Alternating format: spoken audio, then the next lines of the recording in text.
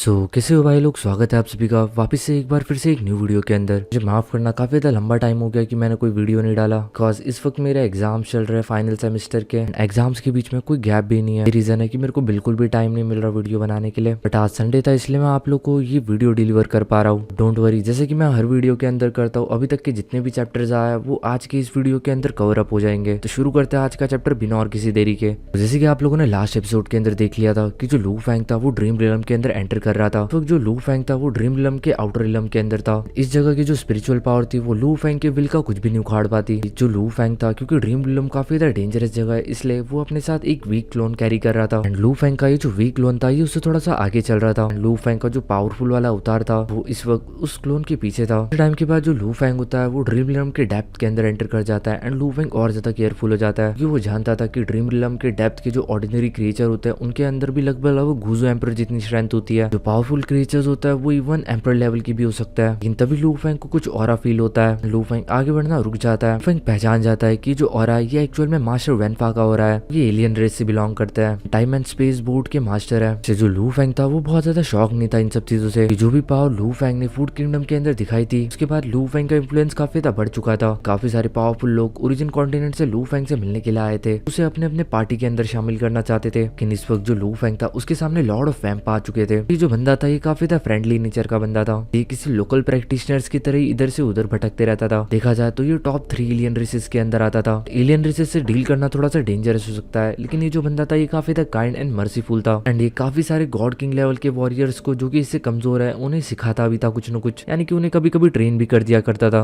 And जैसे कि बाकी के एलियन रेसेस के लोगों ने लू फैंग के साथ बात की थी, वही सेम चीज मास्टर ऑफ वैम्पा ने भी कही थी कि उनके लिए जो मोस्ट इंपॉर्टेंट रिसोर्सेज है वो special life remains and secret techniques जो कि युआन के द्वारा छोड़ी गई हो। इसके बाद जो लू फैंग का क्लोन होता है वो ड्रीम रियलम के डीप स्पेस की तरफ आगे बढ़ता है। एंड फाइनली कुछ टाइम के बाद जो लू फैंग होता है वो ड्रीम रियलम के डार्क एरिया के अंदर भी एंटर कर जाता है। वही डार्क एरिया के अंदर पहुंचते ही जो लू फैंग की स्पिरिचुअल कॉन्शियसनेस होती है वो इस जगह के एनवायरमेंट के अंदर घुलने मिलने की कोशिश करती है। लू फैंग को ऐसा फील हो रहा था कि जैसे कि कोई फोर्स उसे खाया जा रहा है, उसे पूरी तरीके से अंदर सकआउट कर रहा है। लू फैंग को यहाँ पे नॉर्मल स्टेबिलिटी मेंटेन करने के लिए काफी ज्यादा मुश्किल हो रही थी। उसे अपनी लगभग 50 to 60% मेंटल एनर्जी का इस्तेमाल करना पड़ रहा था ताकि वो इस डार्क एरिया के अंदर सर्वाइव कर सके। ताकि जो सराउंडिंग डार्कनेस थी वो भी काफी ज्यादा हैवी थी। जो लू फैंग की स्पिरिचुअल कॉन्शियसनेस थी वो ऑलरेडी गॉड किंग लेवल को सरपास कर चुकी थी। ज्यादा पावरफुल कॉन्शियसनेस के साथ भी जो लू फैंग था वो बस कुछ tens of thousands of kilometre को ही अपने एरिया के अंदर बाउंड कर पा रहा था, यानी कि इतने एरिया के अंदर वो अपना स्पिरिचुअल इन्फ्लुएंस बना पा रहा था। वही तभी हम लोग को अचानक से देखने के लिए मिलता है कि जो लू फैंग का वीक क्लोन था जो कि उसके आगे आगे चल रहा था, एक व्हाइट लाइट आती है और उसे टकरा जाती है। उससे आर पार होते हुए लगेज वहां से गायब हो जाती है। अगले सेकंड जो लू फैंग का स्पिरिचुअल क्लोन था वो ऑलरेडी पूरी तरीके से गायब हो चुका था, यानी कि इनहेलेटेड हो चुका था। इससे जो लू फैंग था वो 24 फेजेस ऑफ लाइफ फॉर्म को कल्टीवेट करता था, जिसके कारण उसकी वाइटिलिटी एक अलग ही लेवल के ऊपर थी। इसलिए जो लू फैंग का क्लोन था वापिस से रीअपियर हो जाता है, कि वो वापिस से रिकवर हो चुका था पूरी तरीके से। लेकिन तभी वो जो व्हाइट फ्लैश होती है वो वापिस आके लू फैंग के क्लोन से टकराती है। कहा जाए तो जब पहली बार ये लाइट उसके क्लोन से टकराई थी तो लू फैंग समझ भी नहीं पाया था कि ये चीज थी क्या। बट सेकंड टाइम जब उसका क्लोन रीअपियर हुआ उसके बाद भी जो लू फैंग था वो बस इतना देख पाया कि एक्चुअल में ये चीज है क्या। यही बात इसको रोकने की, तो इससे पहले कि वो इसके बारे में कुछ सोच भी पाता उसकी बॉडी ऑलरेडी वापस से इनहेलेटेड हो चुकी थी। जो व्हाइट कलर की लाइट थी ये एक तरीके का सिल्वर शटल था, ये काफी ज्यादा फास्ट ट्रेवल कर रहा था। लू फैंग की स्पाइंग रेंज थी वो लगभग tens of thousands of kilometre थी। इतने बड़े एरिया को इन्फ्लुएंस करने के बाद भी लू फैंग इस स्पेस शटल को ज्यादा अच्छे से ऑब्जर्व नहीं कर पा रहा था। दो अटैक के बाद ही जो लू फैंग का क्लोन होता है वो पूरी तरीके से कम्प्लीटली गायब हो चुका था। फैंग काफी ज्यादा सरप्राइज था। लेकिन उसका जो वीक क्लोन था उसके अंदर काफी ज्यादा कम एनर्जी थी, इसलिए 24 फेजेस ऑफ लाइफ फॉर्म से बना हुआ था।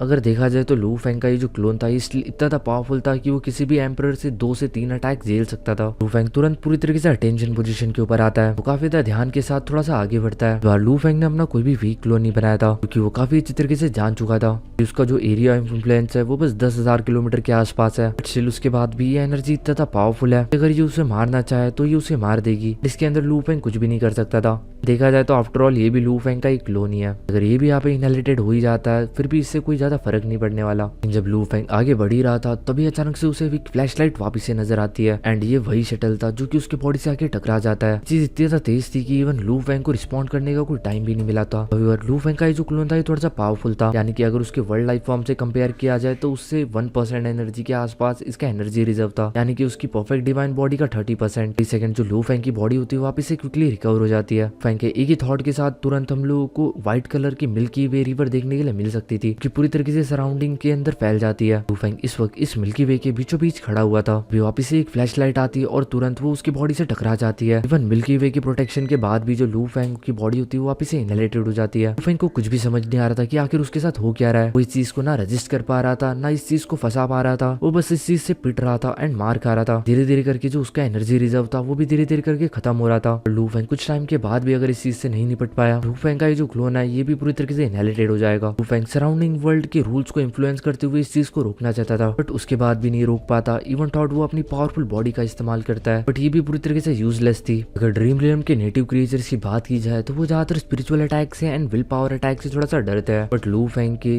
पावरफुल स्पिरिचुअल अटैक्स का इस सिल्वर शेडल के ऊपर कोई भी इफेक्ट नहीं था। लू फैंग इस वक्त अपना मोस्ट पावरफुल अटैक यानी कि मास एक्सटेंशन का इस्तेमाल करना चाहता था। इससे पहले कि वो इसका इस्तेमाल करता, वापिस से वो जो स्पेस शटल होता है वो आके उसे टकरा जाता है। लू फैंग को इवन अपने टारगेट की तरफ देखने का मौका भी नहीं मिल रहा था। इनको समझ नहीं आ रहा था कि वो आखिर इस चीज से कैसे लड़ेगा। एक सेकंड से भी कम टाइम के अंदर अंदर ये जो स्पेस शटल होता है वो उसके बॉडी के आर पार हो जाता है। इस वक्त किसी एम्परर से भी काफी ज्यादा टेरिफाइंग लग रहा था। फॉर्चुनेटली जो लू फैंग की बॉडी रिकवरिंग एबिलिटीज है वो काफी ज्यादा स्ट्रॉन्ग है, इसलिए भले ये जो स्पेस शटल था ये लू फैंग को इतनी बार ठोकर मार के पूरी तरीके से गायब भी क्यों ना कर दे, बट अगली सेकंड के अंदर जो लू फैंग था उसकी बॉडी वापस से वहाँ पे रिपेयर हो जाती थी। फैंग लंबे टाइम तक कोशिश करता है इस चीज को रोकने की। इसी तरीके से कम 7 से 8 बार वो पिट जाता है, लेकिन तभी अचानक से लू फैंग को कुछ देखता है जिसके कारण उसकी फटके 1000 हो जाती है। वो देखता है कि कुल मिला के 6 व्हाइट लाइट्स की बीम उसकी तरफ आगे बढ़ रही है। ये देख के उसकी पैंट में सुसु निकल जाती है। लू फैंग एक सेकंड के लिए भी नहीं सोचता और तुरंत यहाँ से भागने लग जाता है, बट स्टिल लू फैंग की जो भागने की स्पीड थी वो इतनी ज्यादा नहीं थी जितनी ज्यादा उस स्पेस शटल की स्पीड थी। मतलब लगभग 10 सेकंड लू फैंग को इस रीजन से बाहर निकलने में लगता है। इन 10 सेकंड के अंदर अंदर ही ये जो स्पेस शटल जैसी चीज थी ये लगभग लू फैंग को 20,000 बार ठोक चुकी थी। जब लू फैंग डार्क एरिया के बाहर निकल जाता है उसके बाद वो जो 6 शटल्स होते हैं वो लू फैंग का और पीछे नहीं करते। इस चीज ने लू फैंग की इतनी ज्यादा भजा दी थी कि लू फैंग के पास बस अपनी 30% बॉडी बची थी क्लोन के अंदर। भले ये 30% गॉन होने के बाद भी कुछ नहीं होता, स्टिल एट द एंड ये जो क्लोन्स होता है ये सारे के सारे एनर्जी रिजर्व से बनते हैं। एंड भले ही लू फैंग का जो स्मॉल यूनिवर्स है काफी सारी एनर्जी ऑब्जर्व करता है। स्टिल लू फैंग काफी इसी तरीके से जानता था कि जितनी एनर्जी अभी अभी उसने गवाई है, इतनी एनर्जी अगर वो स्मॉल यूनिवर्स के ऊपर डिपेंड होकर वापिस से रिगेन करने की कोशिश करे तो उसे कुछ सेंचुरीज लग जाएंगी। ये सबसे ज्यादा मेन रीजन था कि लू फैंग कभी भी अपनी ट्रू बॉडी का इस्तेमाल नहीं करता था, क्योंकि एक बार अगर उसकी ट्रू बॉडी इनहेलेटेड हो जाती है तो उसका जो एनर्जी रिजर्व है पूरी तरीके से खत्म हो जाएगा। वैसे भी ड्रीम रियल्म के हार्श एनवायरमेंट के सर्वाइव कर पाना काफी ज्यादा मुश्किल था। बाहर आने के बाद भी जो लू फैंग था वो उसी स्पेस शटल के बारे में सोच रहा था। तभी लू फैंग के दिमाग में एक आइडिया आता है कि वो किसी और एंट्रेंस के थ्रू डार्क एरिया के अंदर एंटर करने की कोशिश करेगा। मे बी वो उस शटल को वापस से री एनकाउंटर ना करे। वही जब लू फैंग दूसरे एंट्रेंस से अंदर जाने की कोशिश करता है अभी उसके सामने वापस से एक क्रीचर आ जाता है। अगले सेकंड लू फैंग की बॉडी इनहेलेटेड हो जाती है। लू फैंग इस बार वापस से फेल हो चुका था। इस बार वाला जो क्रिएचर था वो इवन उस 6 सिल्वर शटल से भी ज्यादा पावरफुल था। जो क्रिएचर था ये पूरी तरीके से आग के लपटों से घिरा हुआ था। ये साइज में काफी ज्यादा बड़ा था, लगभग tens of thousands of kilometre का। लू फैंग को कुछ भी समझ नहीं आ रहा था कि आखिर वो इस डार्क एरिया के अंदर किस तरीके से जाएगा। जब वो पहली बार गया तो उसे वो 6 सिल्वर शटल क्रिएचर मिला जो ऑलरेडी किसी एम्परर जितना पावरफुल था। दूसरी बार जब वो गया तो उसे एक डार्क फ्लेम क्रिएचर मिला जो कि किसी भी पावरफुल एम्परर से काफी ज्यादा पावरफुल था। मिला के क्या कोई रास्ता है भी डार्क एरिया को एक्सप्लोर करने का? लू फैंग को अभी समझ आ रहा था कि जो एम्परर एंड मोनार्क्स है वो भी इस जगह के ऊपर क्यों नहीं आते। जब वो समझ चुका था कि जो उसकी स्ट्रेंथ है वो डेफिनेटली इस वक्त पूरी तरीके से इनफ नहीं है, थॉट वो अपनी मास एक्सचेंज स्टाइल को शायद ही इस्तेमाल कर पाए। हाल के लिए जो लू फैंग होता है वो इस एरिया को छोड़ देता है क्योंकि वो समझ चुका था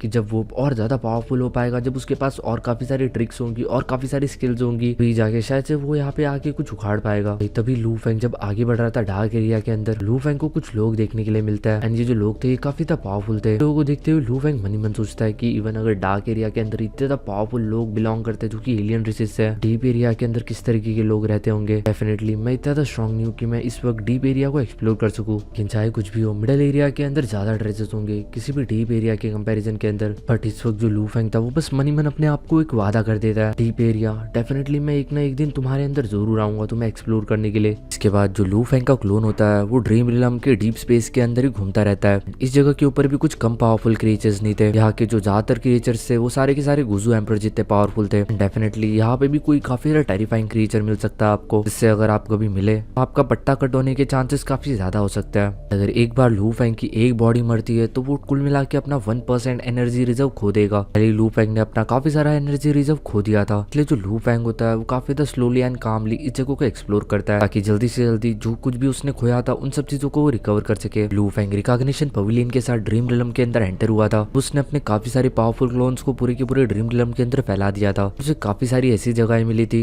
जहाँ पे वो जा सकता था। जब रिकॉग्निशन पवेलियन वापस से लौट जाती है वो सारी की सारी जगहें अभी भी लू फेंग के दिमाग के अंदर थी। इसी के साथ हम लोग को देखने के लिए मिलता है लगभग हंड्रेड्स ऑफ सेंचुरी बीत जाते हैं जब से डाओइस एक्ट फॉर्म हुआ था। तभी डाओइस एक्ट के अंदर कुल मिला के 155 चॉस स्टेट्स थे। डाओइस एक्ट पूरे के पूरे ओरिजिन कॉन्टिनेंट के अंदर भी काफी ज्यादा फेमस हो चुका था। आज का दिन डाओइस एक्ट के लिए काफी ज्यादा स्पेशल था कि आज के दिन मोयो किंगयांग एंड यू किंगडम की प्रिंसेस यू शाई टियानजिन ये दोनों ऑफिशियली मैरिड कपल बन चुके थे। इन्हीं के शादी के सेलिब्रेशन के लिए आज एक ग्रैंड सेलिब्रेशन रखा गया था। ये जो सेलिब्रेशन था ये क्विंगयांग सिटी के अंदर रखा गया था। किंगडम के काफी सारे सेक्ट लीडर यहाँ पे आए थे। इस वक्त तक अभी तक 5 ऐसे डिसाइपल्स थे लू फेंग के जो कि ऑलरेडी चौस रिलम के ऊपर पहुंच चुके थे। लेकिन अगर प्रेस्टीज की बात की जाए कि इज्जत वो बस मोयो किंगयांग एंड जिनयू को ही मिलती थी, क्योंकि मोयो किंगयांग लू फेंग का सबसे फर्स्ट डिसाइपल था एंड जिनयू सेकंड डिसाइपल जिसको लू फेंग ने खुद चुना था एंड ये काफी ज्यादा टैलेंटेड था। जिनयू के पास काफी सारे इंटरनल अफेयर्स की पावर्स होने के बाद भी वो ज्यादा इन सब चीजों में काम नहीं करता था, क्योंकि वो काफी ज्यादा टैलेंटेड था तो वो अपना ज्यादातर टाइम कल्टीवेशन के अंदर ही बिताता था। वही जो मोयो किंगयांग था वो इन सब चीजों के अंदर ऑलरेडी एक डिप्यूटी चीफ बन चुका था, क्योंकि मोयो किंगयांग काफी अच्छी तरीके से जानता था सेक्ट के जितने भी मैटर्स है वो सारे के सारे उसी को हैंडल करना है, क्योंकि कल्टीवेशन के अंदर उसका कुछ ज्यादा ब्राइट फ्यूचर है नहीं। वो जितना ज्यादा आगे बढ़ सकता था वो ऑलरेडी बढ़ चुका है एंड शायद से आज वो जितना पावरफुल है वो इतना पावरफुल भी कभी नहीं बन पाता अगर लू फेंग एंड मोरुशा उसकी हेल्प नहीं करते। इसलिए उसने सोच लिया था कि वो लू फेंग के डाओइस सेक्ट के इंटरनल मैटर्स के अंदर उसकी हेल्प करेगा। इस चीज से लू फेंग भी काफी ज्यादा खुश था। हम लोग को ये भी देखने के लिए मिलता है कि जो मोयो किंगयांग था उसका एक बच्चा भी हो चुका था एंड वो फाइनली अपने उस बच्चे को मोरुशा से मिलवाने के लिए लेके जाता है। जब मोरुशा इस बच्चे को देखता है तो वो काफी तक खुश हो जाता है एंड वो उसे इस तरीके से हाथों में उठा लेता है जैसे कि वो उसका ग्रैंडफादर हो। वही ये जो लड़की थी इसका नाम था जियर। ये मोरुशा से कहती है मेरे फादर हमेशा आपके बारे में बात करते रहते हैं कि आप के कारण वो अब तक कल्टीवेट कर पा रहे हैं। तो मोरुशा की थोड़ी सी तारीफ कर देती है। के बाद मोरुशा इस बच्चे की तरफ देखता है एंड कहता है प्याला बच्चा,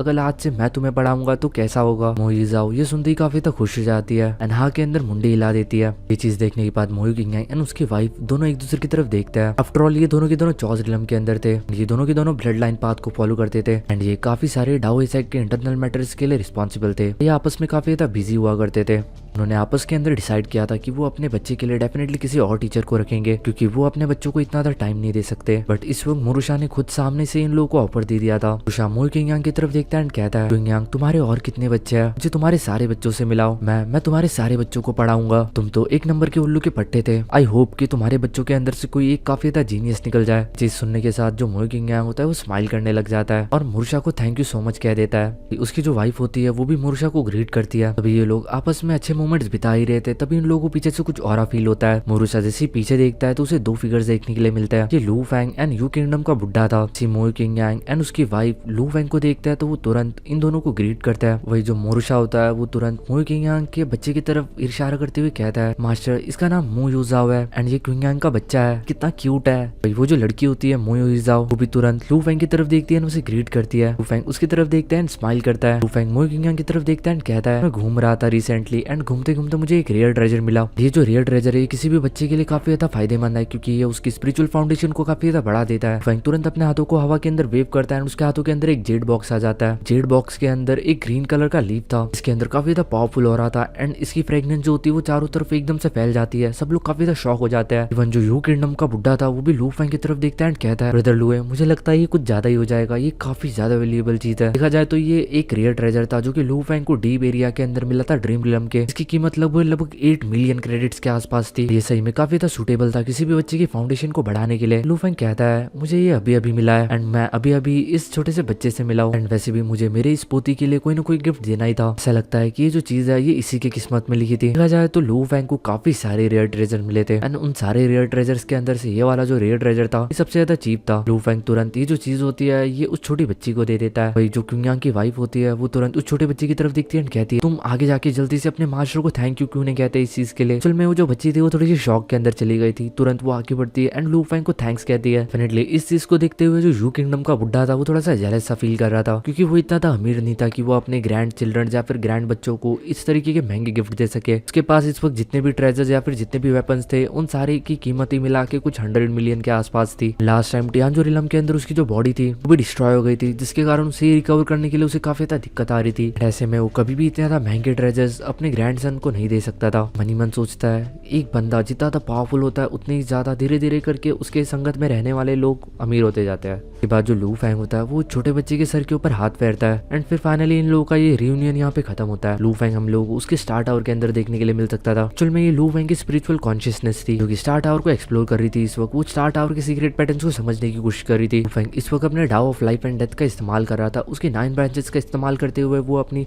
स्टार टावर के फाउंडेशन को और ज्यादा परफेक्ट करना चाहता था। जैसे कि आप लोग को ऑलरेडी पता होगा, स्टार टावर के इन्हीं सारे पैटर्न्स को स्टडी करके लू फैंग ने 100 की बीस्ट बॉडी वाली अपनी सीक्रेट टेक्निक बनाई थी। डेफिनेटली स्टार टावर को समझना इतना ज्यादा आसान नहीं था। जितना ज्यादा लू फैंग स्टार टावर के बारे में जानता था उतना ही ज्यादा और ज्यादा मुश्किल होता जाता था स्टार टावर के बारे में समझना। लू फैंग जानता था उसके पास एक इटर्नल लाइफ स्पैन है, वो किसी भी चीज के अंदर जल्दी नहीं करना चाहता था। वक्त के साथ जैसे जैसे वो पावरफुल होता जाता था वो स्टार टावर को और अच्छी तरीके से समझ पाता था। देखा जाए तो जो स्टार टावर है लू फैंग के पास सबसे ज्यादा वैल्यूएबल चीज है, साथ ही साथ ये मोस्ट इंपॉर्टेंट ट्रेजर भी है। तभी जो लू फैंग होता है उसके दिमाग में कुछ आता है। उसने ऑलरेडी एक ट्रेजर देखा था ड्रीम रिलम के डीप एरिया के अंदर, क्योंकि मैच्योर नहीं हुआ था उसने उसे मैच्योर होने के लिए छोड़ दिया था, लेकिन शायद से वो अब तक मैच्योर हो चुका होगा। इसलिए लू फैंग तुरंत उस ट्रेजर को देखने के लिए जाता है। ऑलरेडी इस बात को 100 ऑफ थाउजेंड्स ऑफ सेंचुरीज बीत चुकी थी। लू फैंग को डर था कि इस रेयर ट्रेजर के ऊपर डेफिनेटली और भी पावरफुल लोगों की नजर पड़ी होगी, जैसे कि उन 2 एशियन कंट्रीज की या फिर ईस्ट एक्सट्रीम रीजन के फाउंडर की। भाई हम लोग को वो ब्लैक फ्रूट देखने के लिए मिलता है जो कि काफी ज्यादा रेयर ट्रेजर था। वो पर्पल कलर के लस्टर के साथ ग्लो कर रहा था। वही वहाँ पे हम लोग को एक ग्रे रॉक वाला पर्सन देखने के लिए मिल सकता था। जो मनी मन कहता है जो 2 एशियन कंट्रीज है वो सही में काफी ज्यादा इवल है, ये चीज ये इतनी ज्यादा वैल्यूएबल है, लेकिन उसके बाद भी अगर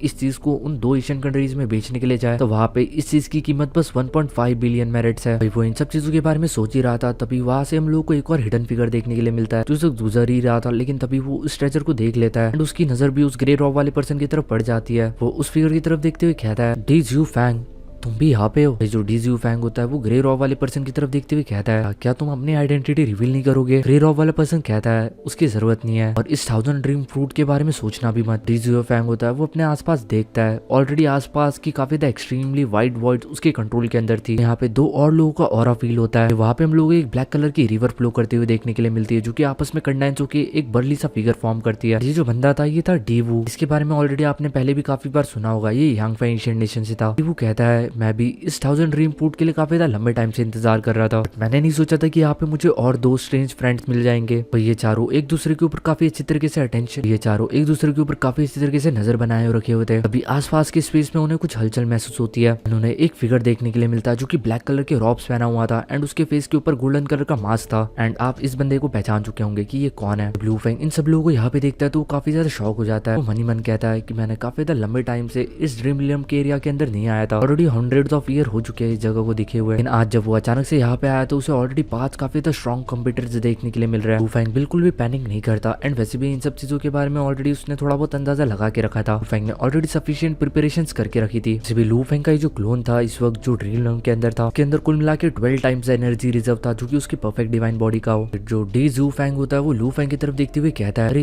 ये तो वही मिस्टीरियस मैन है जिसने टियांगकुंग किंगडम के लीडर को मारा था। ये चारों के चारों जो है वो ऑलरेडी पैनिकल लेवल के ओरिजिन कॉन्टिनेंट के बीइंग्स है। नेचुरली इस ब्लैक रॉक वाले पर्सन को जानते थे। सभी लोगों ने यांगफै एंशिएंट से वो सारी इंटेलिजेंस के बारे में सुना था। ये जो मिस्टीरियस मैन है ये बस एक ही बार दिखा गया है, बट उसके बाद भी इसने अपनी काफी अच्छी खासी छाप पूरी की पूरी ओरिजिन कॉन्टिनेंट के अंदर छाप दी है। टियांगकुंग किंगडम के उस लीडर को एक ही सेकंड के अंदर मार दिया था एंड इवन उसे रिकॉग्नाइट करने का मौका भी नहीं दिया। डी ज्यू फैंग उसकी तरफ देखता है एंड हंसते हुए कहता है लिटरली ये काफी ज्यादा रेयर है तुम्हें देखना, मैं बिल्कुल भी नहीं सोचा था कि आज इस ड्रीम रिलम फ्रूट के लिए यहाँ पे 5 कंपटीटर्स आ जाएंगे। वो जो ग्रे रॉक वाला पर्सन होता है वो डीवू और डी ज्यू फैंग की तरफ देखते हुए कहता है यांगफै एंशिएंट के एम्परर्स तुम काफी ज्यादा एरोगेंट हो, ज्यादा भयानक जगह के ऊपर होने के बाद भी तुमने कोई भी प्रीशियस ट्रेजर्स अपने साथ कैरी नहीं किए। देखा जाए तो लू फैंग एंड बाकी सब लोगों के पास भी कोई भी प्रीशियस ट्रेजर्स नहीं थे जो कि गॉड किंग लेवल के बियॉन्ड हो। लू फैंग के पास था, वो उसका स्टार टावर था। ये लू फैंग अपने ये जो गोल्डन मास्क वाली पर्सनैलिटी है इसके साथ हमेशा स्टार टावर कैरी करता है। जो डीवू होता है वो लू फैंग की तरफ देखते हुए कहता है क्या तुम ही हो जिसने टियांगकुंग को मारा था। लू फैंग हाँ के अंदर मुंडी हिला देता है एंड अपना नाम लू फैंग बताता है। इसके बाद डीवू लू फैंग की तरफ देखते हुए कहता है क्या हम पहले कभी मिले हैं। डीवू इस मिस्टीरियस पर्सन के बारे में जानना चाहता था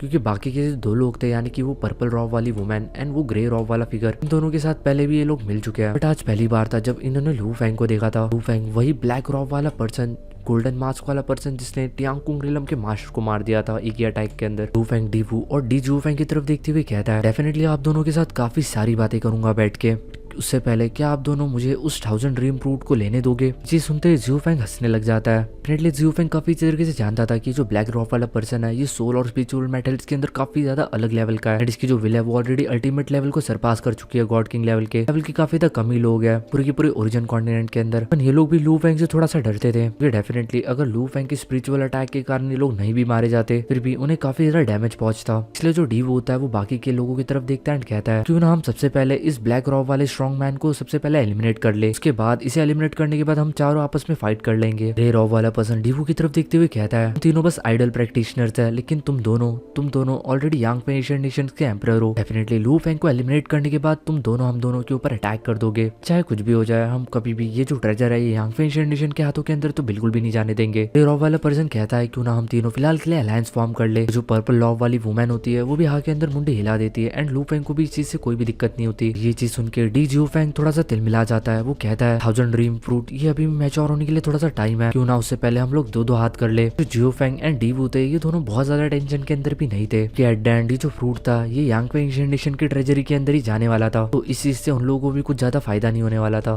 भले ये एक नेचुरल ट्रेजर हो लेकिन स्टिल इसकी जो कॉस्ट थी वो 10 मिलियन मेरिट से नीचे की थी। जो यांग फेंग एशियन के एंसेस्टर्स है वो ऐसे ट्रेजर्स के ऊपर ध्यान नहीं देते जिनकी जो कॉस्ट है वो 10 मिलियन मेरिट पॉइंट्स के नीचे हो। इवन अगर आज ये इस ट्रेजर को सीज करने के लिए फेल भी हो जाते तो उनके ऊपर कुछ ज्यादा कार्रवाई नहीं होने वाली। नेक्स्ट मूवमेंट के अंदर हम लोग को देखने के लिए मिलता है कि जो डीवू की बॉडी होती है वो तुरंत ब्लैक रिवर के अंदर कन्वर्ट हो जाती है। जो ब्लैक रिवर होती है वो तुरंत अपने सामने वाले 3 कंपटीटर्स को अपने अंदर समा लेती है, यानी कि लू फेंग, वो औरत एंड वो ग्रे रॉक वाला फिगर, ये तीनों की तीनों इस ब्लैक रिवर के अंदर ट्रैप हो चुके थे। एंड ये जो ब्लैक रिवर होती है ये उन लोगों की बॉडी को काफी तेजी से करोड करना स्टार्ट कर देती है। जब लू फेंग इस रिवर को देखता है तो वो मन ही मन सोचता है इतना बेकार बाइंडिंग फोर्स है। बाइंडिंग फोर्स की जो इल्यूजन पावर थी वो इतनी ज्यादा पावरफुल नहीं थी। डेफिनेटली लू फेंग का जितना एनर्जी रिजर्व था उसके सामने जितनी पावर ये चूस रही थी वो एकदम से झाड़ भर की थी। वो जो पर्पल रॉक वाली वुमेन होती है वो डीवू की तरफ देखते हुए कहती है बुड्ढे क्या तेरे में इतना ही दम था। जो लड़की होती है वो बिल्कुल भी रेजिस्ट नहीं कर रही थी इस चीज को एंड आराम से अपनी बॉडी को इरोड होने दे रही थी इस चीज के साथ। वही वो जो ग्रे रॉक वाला पर्सन होता है वो भी डीवू की तरफ देखते हुए कहता है डीवू तुम्हारा ये जो क्लोन है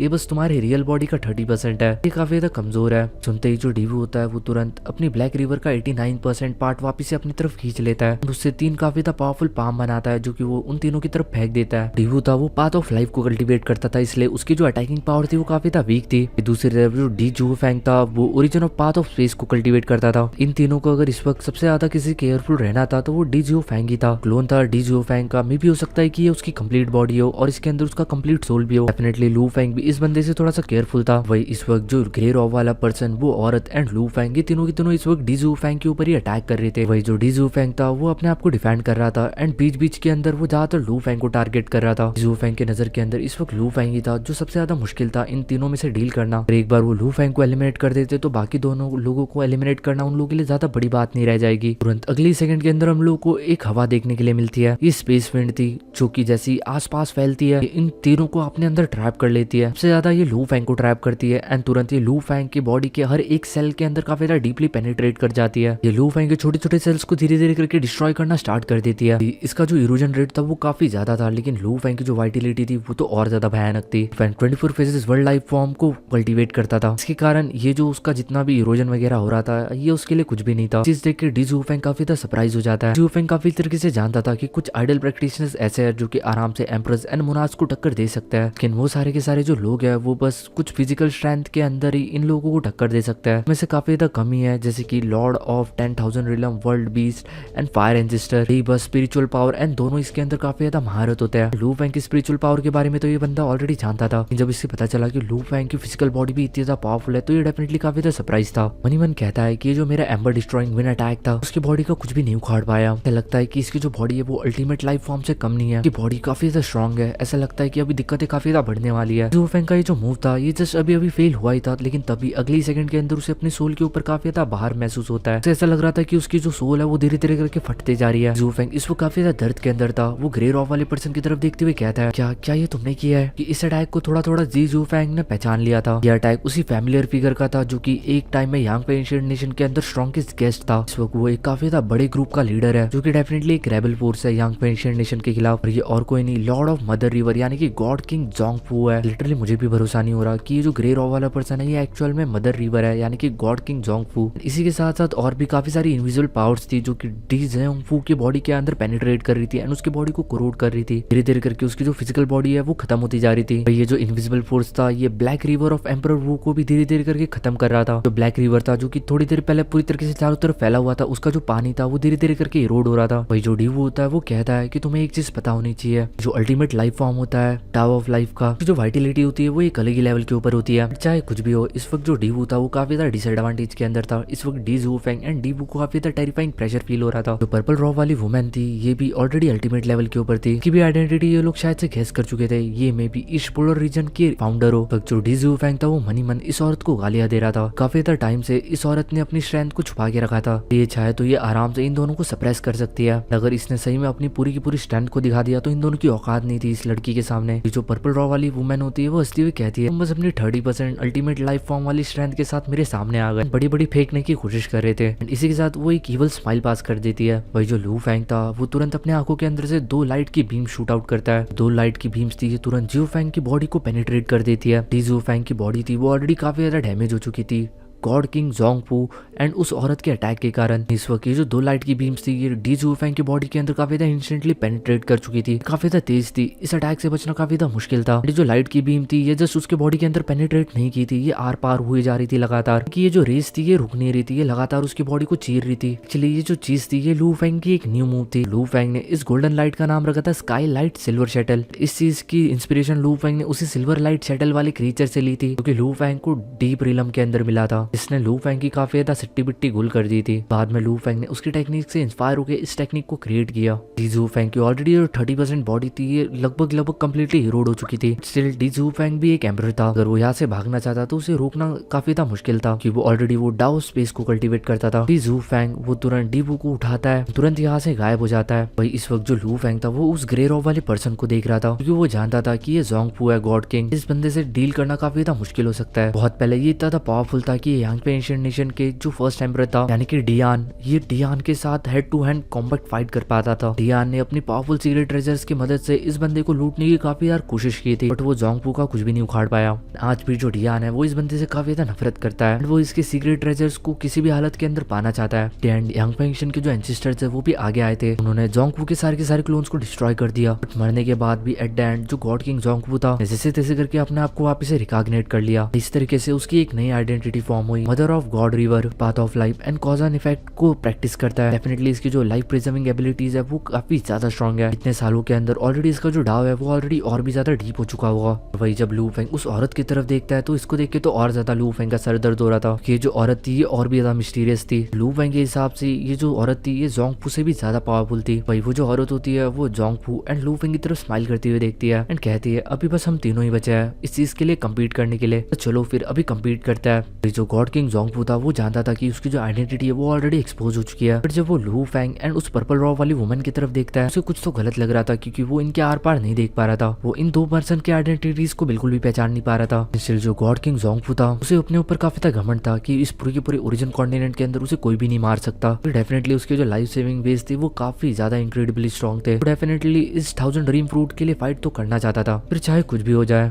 बंदा पहले भी कुछ अल्टीमेट ट्रेजर्स को पा चुका था, उन ट्रेजर्स के साथ एंड इन फ्रूट्स को मिला के वो किसी चीज को एक्सचेंज करना चाहता था। साथ ही साथ वो उन 3 एलियन रेसेस के साथ भी डील कर रहा था, तो उसे ओरिजिन कॉन्टिनेंट के बारे में ऑलरेडी पता था कि जो सोर्स वर्ल्ड है ये जल्दी अपने फाइनल फेज के अंदर पहुंचने वाला है। एक बार जब ये अपने फाइनल फेज के अंदर पहुंच जाएगा तो पूरी तरीके से एक कंप्लीट डिस्ट्रक्शन होगा। इसी से एक बंदा तभी बच सकता है जब वो ऑलरेडी पूरी तरीके से कंप्लीटली ग्रेट डाउ उसको कल्टीवेट कर ले अल्टीमेट लाइफ फॉर्म तक, अभी जाके वो इस डिस्ट्रक्शन से बच सकता है। काफी लंबे टाइम से कोशिश कर रहा था लेकिन ये कंप्लीट डाउ को पूरी तरीके से कॉम्प्रेहेंड नहीं कर पा रहा था। ये अपने लिए एक बैकअप प्लान ढूंढ रहा था। तक जितना भी उसका एक्सपीरियंस था वो उसके एक्सपीरियंस के हिसाब से इजीली कल्टीवेट कर सकता था एक अल्टीमेट रिलम लाइफ फॉर्म को अपनी ultimate realm primordial blood line का इस्तेमाल करते हुए कि ये ब्लड लाइन कल्टीवेशन की तरफ आगे बढ़ना चाहता था। लेकिन उसके लिए जो उसको ट्रेजर चाहिए थे वो काफी ज्यादा महंगे थे। वो जो औरत होती है वो जोंगपू गॉड की तरफ देखते हुए कहती है कि जो ड्रीम रिलम फ्रूट है ये मेरा है। ये जो औरत थी ये अभी अपने आप को काफी ज्यादा सुपीरियर समझती थी। इसके हिसाब से अगर लाइफ फॉर्म या फिर रिलम की बात की जाए तो ये लू फेंग एंड ये गॉड किंग जोंगपू से ज्यादा पावरफुल थी। अगर इसके बाद भी ये अगर इन दोनों से हारती है तो डेफिनेटली एक जोक होगा। भाई जो लू फेंग था वो मन ही मन सोच रहा था ये शायद से उसके लिए फर्स्ट टाइम होगा जब वो अपने बराबरी वालों के साथ फाइट कर रहा होगा। डेफिनेटली इन लोगों के बीच में थोड़ा बहुत डिफरेंस होगा, लेकिन अगर ऊपर ऊपर से देखा जाए तो ये तीनों के तीनों बराबरी के ऊपर ही है। तीनों एक दूसरे के बारे में सोच ही रहे थे तभी हम लोग को अचानक से एक अटैक देखने के लिए मिलता है। ये जो अटैक था ये काफी था साइलेंट अटैक था कि एक सोल पावर अटैक था। लू फेंग की जो सोल होती है वो तुरंत इस चीज से पेनिट्रेट कर जाती है। इस चीज के कारण लू फेंग को काफी ज्यादा घुटन सी महसूस होने लग जाती है। स्टिल एट द एंड लू फेंग तो लू फेंग है, वो अपने 24 फेजेस लाइफ फॉर्म को कल्टीवेट करता है जो कि काफी ज्यादा स्टेबल है। इस चीज से लू फेंग को थोड़ी बहुत दिक्कत हो तो रही थी, लेकिन एट द एंड लू फेंग ने इस चीज को आराम से एंडोर कर लिया था। ये जो अटैक था ये किया था जोंगपू गॉड किंग ने। वो काफी ज्यादा शॉक हो जाता है लू फेंग की पावर्स को देख के। उसने सोचा नहीं था कि लू फेंग इतने आराम से इसके इस अटैक के साथ डील कर लेगा। भाई जो लू फेंग था वो भी इस वक्त थोड़ा सा शॉक था कि ये जो अटैक था ये इस वक्त एक कॉम्बिनेशन अटैक था। ये बना हुआ था life and cause and effect से। भाई वो जो औरत होती है पर्पल रॉब वाली वो लू फेंग की तरफ देखती है एंड कहती है सिंस जोंगपू ने अपना पहला अटैक कर लिया है तो क्या तुम उसके ऊपर अटैक बैक नहीं करने वाले? लू फेंग हंसते हुए कहता है मुझे डर है कि अगर मैंने अटैक किया तो तुम दोनों में से कोई भी बच नहीं पाएगा। चीज सुनने के बाद जो जोंगपू था वो डेफिनेटली थोड़ा सा शॉक था, लेकिन अभी भी वो जो पर्पल रॉब वाली वुमेन थी वो लू फेंग को हल्के में ले रही थी एंड वो हंसने लग जाती है एंड कहती है ना तुम अपना अटैक हमें शो करो। लू फेंग कहता है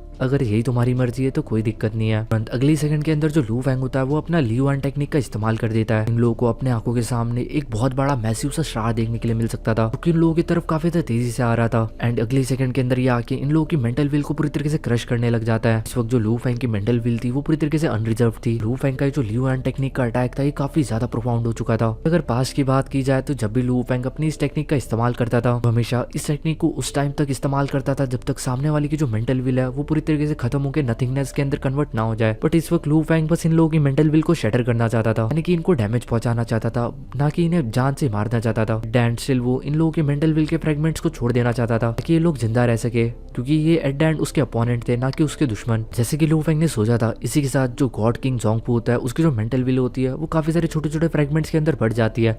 बट लू फेंग इसकी बॉडी को पूरी तरीके से कंप्लीटली इनहेलेट नहीं करता। ये तुरंत अपने उस सोल पावर वाले अटैक को जोंगपू से हटा देता है। वही दूसरी तरफ हम लोग को देखने के लिए मिलता है कि वो जो औरत होती है वो अभी भी लू फेंग के अटैक को रेजिस्ट कर रही थी। लॉर्ड लू फेंग देख सकता था कि उस औरत के मेंटल विल के ऊपर भी काफी सारे क्रैक्स अपीयर हो चुके हैं एंड वो किसी भी वक्त शटर हो सकती है। लेकिन अभी भी वो अपनी पूरी जान लगा के लू फेंग को रोकने की कोशिश कर रही थी। इस देख के लू फेंग काफी ज्यादा शॉक होता है क्योंकि इसकी जो माइंड एंड विल थी वो गॉड किंग लेवल को सरपास नहीं की थी, बट उसके बाद भी वो लू फेंग के अटैक को झेल पा रही थी। इस टाइम तक लू फेंग भी समझ चुका था कि ये जो औरत है ये कोई कमजोर औरत नहीं है। मन ही मन सोचने लग जाता है इतनी ज्यादा पावरफुल फिगर ये आखिर आई कहां से है? ये शायद ही कोई बंदा होगा कि जो लू फेंग के इस अटैक से बच पाया होगा। अब तक देखा जाए तो लू फेंग ने भी ये अटैक अपने पूरे के पूरे जोश के साथ नहीं किया कि उसने अपने पूरी पावर के साथ किया है। दूसरी तरफ जो गॉड किंग जोंगपू था वो पूरी तरीके से हिल चुका था। उसको ऐसा लग रहा था कि उसका जो दिमाग है वो पूरी तरीके से फटने वाला है। उसे इस वक्त वो सारे पल याद आ रहे थे जब उसने डी क्विंग यांगवे नेशन के एंसेस्टर्स के साथ फाइट की थी। डी किंग थी एंड जो एंसेस्टर्स थे उन्होंने काफी सारे किलिंग मूव्स का इस्तेमाल किया था ताकि वो इसके सारे सर्फेस क्लोन्स को खत्म कर सके एंड सारे के सारे रिकर्गेशन वेसल्स को खत्म कर सके। ये जो ब्लैक रॉ वाला स्ट्रॉन्ग पर्सन था उसने इस पर्सन के ऊपर दया दिखाई थी। जिस जोंगपू काफी तरीके से जानता था कि अगर ये बंदा उसे मारना चाहता तो वो आराम से उसे मार सकता था। इसलिए जो जोंगपू होता है वो हार मान लेता है एंड कहता है मैं अभी और इस ड्रीम फूड के लिए कम्पीट नहीं करने वाला, तुम लोग अपनी कंपटीशन को आगे बढ़ा सकते हो। इसी के साथ जो गॉड किंग जोंगपू होता है वो अपनी कैजुअल एस्केप टेक्निक के साथ यहाँ से गायब हो जाता है। दूसरी तरफ जो लू फेंग था उसने अभी भी अपने अटैक को उस औरत के ऊपर से नहीं हटाया था। वो अटैक अभी भी लू फेंग के इस लुआन टेक्निक का सामना कर रही थी। लू फेंग थोड़ा सा शॉक था कि अभी तक उसके अटैक को सह पा रही है। और ड्रीम फिल्म के अंदर भी आपके मेंटल विल के ऊपर काफी ज्यादा प्रेशर पड़ता है। दोनों चीजों को एक साथ संभालना ये काफी ज्यादा काबिलियत तारीफ है। इसके बाद जो लू फेंग होता है वो फाइनली अपने अटैक को हटा देता है। भाई वो जो औरत होती है वो लू फेंग की तरफ देखती हुई कहती है हमारी जो विल है वो ऑलरेडी गॉड किंग लेवल को ट्रांसेंड कर चुकी है। ये पूरे ओरिजिन कॉन्टिनेंट के अंदर काफी ज्यादा कम ही ऐसे लोग हैं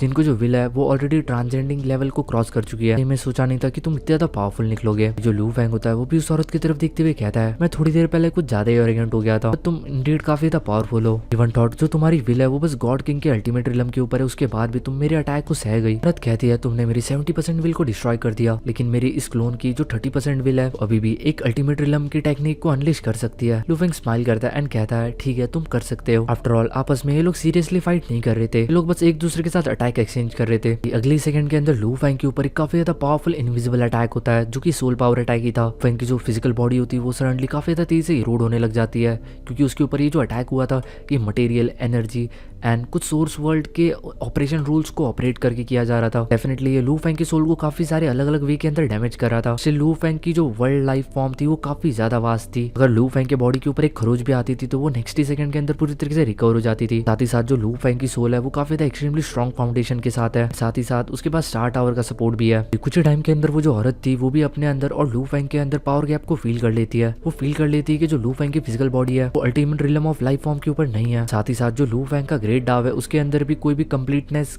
उसे नजर नहीं आ रही थी। उसकी जो बॉडी थी वो काफी ज्यादा वास्ट थी एंड उसका जो एनर्जी रिजर्व था वो और भी ज्यादा टेरिफाइंग था। कि बॉडी के ऊपर एक छोटी सी भी खोज अगर आती है वो इंस्टेंटली अगले सेकंड के अंदर पूरी तरीके से रिकवर हो जाती है। हालांकि वो जान चुकी थी कि लू फेंग के साथ फाइट करना इस वक्त उसके लिए बिल्कुल भी फायदेमंद नहीं हो सकता। एंड वो लू फेंग की तरफ स्माइल करते हुए देखती है एंड कहती है कि तुमने मेरे अटैक को झेल लिया, डेफिनेटली तुम पावरफुल हो। जो लू फेंग होता है वो स्माइल करता है उस औरत की तरफ देखते हुए कहता है क्या तुम मेरा एक और मूव झेल सकती हो। जो लू फेंग की टिप ऑफ फिंगर होती है उसके अंदर से एक ब्लड ड्रॉप बाहर निकलता है। ये जो ब्लड ड्रॉप था इसके अंदर कुल मिला के लू फेंग की 10% एनर्जी थी इस पावरफुल क्लोन की। वो जो औरत थी जब वो औरत उस ब्लड ड्रॉप को देखती है तो उसे भी काफी ज्यादा डर लग रहा था इससे, क्योंकि उसके अंदर से उसे काफी ज्यादा टेरिफाइंग पावर फील हो रही थी। डेफिनेटली ये जो अटैक था ये लू फेंग ने स्टार टावर से सीखा था। स्टार टावर के एंड के अंदर वो सारे के सारे जो ब्लड कलर के स्केल थे इन सब चीजों से इंस्पायर होकर लू फेंग ने अपने इस अटैक को बनाया था। 3 सेकंड के अंदर वो जो ब्लड ड्रॉप होता है वो उस औरत के बॉडी के अंदर चला जाता है, उसके बॉडी को पूरी तरीके से डिस्ट्रॉय करना स्टार्ट कर देता है, उसके बॉडी के छोटे छोटे एसेंस को डिस्ट्रॉय कर रहा था। इसी के साथ साथ वो एक और चीज नोटिस करती है कि एक्चुअल में जो ब्लड ड्रॉप था ये उसी के बॉडी के अंदर से एनर्जी को चूस रहा था, उस एनर्जी को इस्तेमाल करते हुए उसी की बॉडी को डिस्ट्रॉय कर रहा था। ये सही में काफी ज्यादा हॉरिफिक था। जनरली इस तरीके का जो अटैक था वो लॉर्ड ऑफ 1000 रिलम इस्तेमाल किया करता था। भाई इसी के साथ वो जो औरत होती है वो लू फेंग की तरफ देखती है एंड कहती है उसका ये जो क्लोन है ये बस उसके टोटल बॉडी का 30% ही मेंटल पावर का इस्तेमाल कर सकता है। एंड डेफिनेटली इस वक्त वो लू फेंग के इस अटैक को नहीं झेल पा रही। उसे लू फेंग के इस अटैक को झेलना है तो उसे अपनी ट्रू बॉडी के ऊपर डिपेंड होना पड़ेगा। फेंग समझ चुका था कि ये औरत कुल मिला के कहना चाहती कि उसने ऑलरेडी गिव अप कर दिया है। लू फेंग अपने अटैक को उसके ऊपर से हटा देता है। भाई अपना अटैक हटाने के बाद वो जो औरत होती है वो वापस से सांस में सांस लेती है। फिर वो लू फेंग की तरफ देखती है एंड कहती है तुम सही में काफी ज्यादा पावरफुल हो। के बाद वो जो लड़की होती है वो यहाँ से जाने लग जाती है। जब ये इससे जा रही थी लू फेंग वापस से उसके बॉडी के अंदर से अपने उस ब्लड ड्रॉप को निकाल लेता है। ये चीज वो लड़की भी नोटिस कर लेती है। फेंग ने इस ब्लड ड्रॉप को वापस से इसलिए निकाला था क्योंकि डेफिनेटली इस ब्लड ड्रॉप के अंदर उसके टोटल बॉडी का 10% एनर्जी रिजर्व था। इतनी ज्यादा वास्ट एनर्जी को वो इस तरीके से कैसे जाने दे सकता था। इस वक्त डेफिनेटली लू फेंग को अपनी औकात भी पता चल चुकी थी। अपनी ल्यूआन टेक्निक का इस्तेमाल किया था and 7 branches of secret technique का यानी कि इस ब्लड ड्रॉप का इस्तेमाल किया था। इतना कुछ इस्तेमाल करने के बाद भी वो बस उसके एक क्लोन को यहाँ से भगा पाया। अगर इसकी ट्रू बॉडी यहाँ पे आ जाती तो डेफिनेटली ये जो फाइट होती है ये काफी ज्यादा अलग लेवल के ऊपर चली जाती। लू फेंग अभी भी उस औरत को जाते हुए देखता ही रहता है लेकिन उसे अभी तक समझ नहीं आता कि आखिर में ये जो औरत है ये है कौन। भाई सीन शूट होता है एंड हम लोगों को एक दूसरी जगह देखने के लिए मिलती है। पे हम लोग को एक हैंडसम यंग मैन देखने के लिए मिल सकता था एंड इसके हाथों के अंदर एक किताब थी। उस किताब के ऊपर काफी सारे सीक्रेट पैटर्न्स थे। वो उस किताब को पढ़ने की कोशिश कर रहा था। वही उसके पीछे हम लोग को एक डार्क रेड कलर का कोलोसस क्रीचर देखने के लिए मिल सकता था। ये फॉर्म हो रहा था धीरे धीरे। उसका जो मुंह था वो इतना ज्यादा खतरनाक लग रहा था, ऐसा लग रहा था कि वो अपने अंदर सब कुछ डिवोर कर लेना चाहता हो। बाद फाइनली वो रुक जाता है एंड वो अपने आप से कहता है मैंने बहुत ज्यादा कोशिश की अपने फिजिकल बॉडी को पावरफुल करने की कोशिश की। इवन थॉट मैंने 7 डिस्ट्रक्शन पाथ बॉडीज का भी इस्तेमाल किया। In terms of secret technique मैं ऑलरेडी 129 अल्टीमेट लेवल की सीक्रेट टेक्निक्स को कॉम्प्रहेंड कर चुका हूँ। डेफिनेटली इन टेक्निक्स का जो कॉम्बिनेशन होगा वो और भी ज्यादा पावरफुल होगा। In terms of mental will already मैं काफी सारी मेंटल विल सीक्रेट टेक्निक्स को भी गैदर कर चुका हूँ। चाहे कुछ भी हो जाए, मैं कितनी ज्यादा प्रैक्टिस क्यों ना कर लूँ, एट द एंड मैं बस अल्टीमेट रिलम के ऊपर हूँ। अल्टीमेट लेवल के ऊपर क्यों नहीं बढ़ पा रहा। Physical body, secret technique, mental will,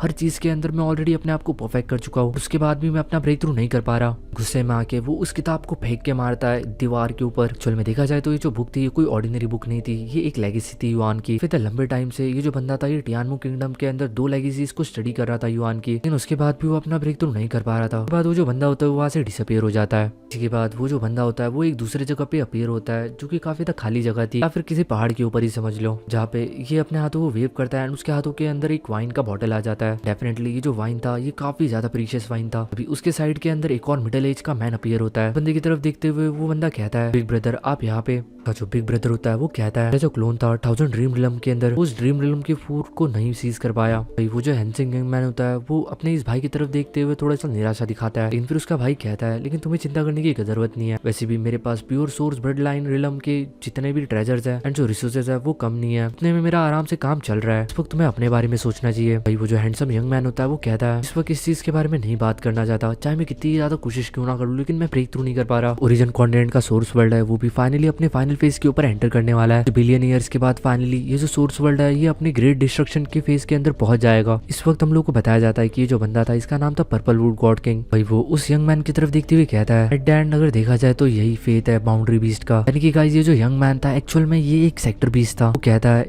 जब तुम बाउंड्रीज को ब्रेक कर सको, ऑलरेडी डिवाइन किंगडम के ऊपर जा सको, भी तुम अपने आप को पूरी तरह से फ्री समझ सकते हो, इस सोर्स ऑफ डिस्ट्रक्शन से बच सकते हो, वरना एट द एंड तुम भी इसी चीज के अंदर मारे जाओगे। देखा जाए तो जब रिलम बीस्ट पैदा होते हैं तो वो नॉर्मली अल्टीमेट रिलम तक पहुंच जाता है। उनके पास एक परफेक्ट लाइफ फॉर्म होता है, उनके पास क्लोनिंग टेक्निक होती है एंड काफी सारी एबिलिटीज होती है। इवन थॉट वो अपने खुद के लीजेंड्स को भी नर्चर कर सकता है, यानी कि खुद की आर्मी को। गाइस मैं आप लोगों को बता दूं ये वही इकलौता सेक्टर बीस्ट है क्योंकि इस वक्त ओरिजिन कॉन्टिनेंट के अंदर है। इसका जो मास्टर है वो और कोई नहीं पर्पल वुड गॉड किंग है, और ये बंदा और कोई नहीं ये टियानमू किंगडम का मालिक है, जिसने भी लू फेंग की तरह इस सेक्टर बीस्ट को एनस्लेव किया है। वो जो हैंडसम यंग मैन होता है वो पर्पल वुड गॉड किंग की तरफ देखते हुए कहता है आप इस ओरिजिन कॉन्टिनेंट को लीव कर सकते हो। लेकिन फिर वो पर्पल वुड गॉड किंग कहता है तुम्हारा क्या तुम ओरिजिन कॉन्टिनेंट को डिस्ट्रॉय होते हुए देखना चाहते हो?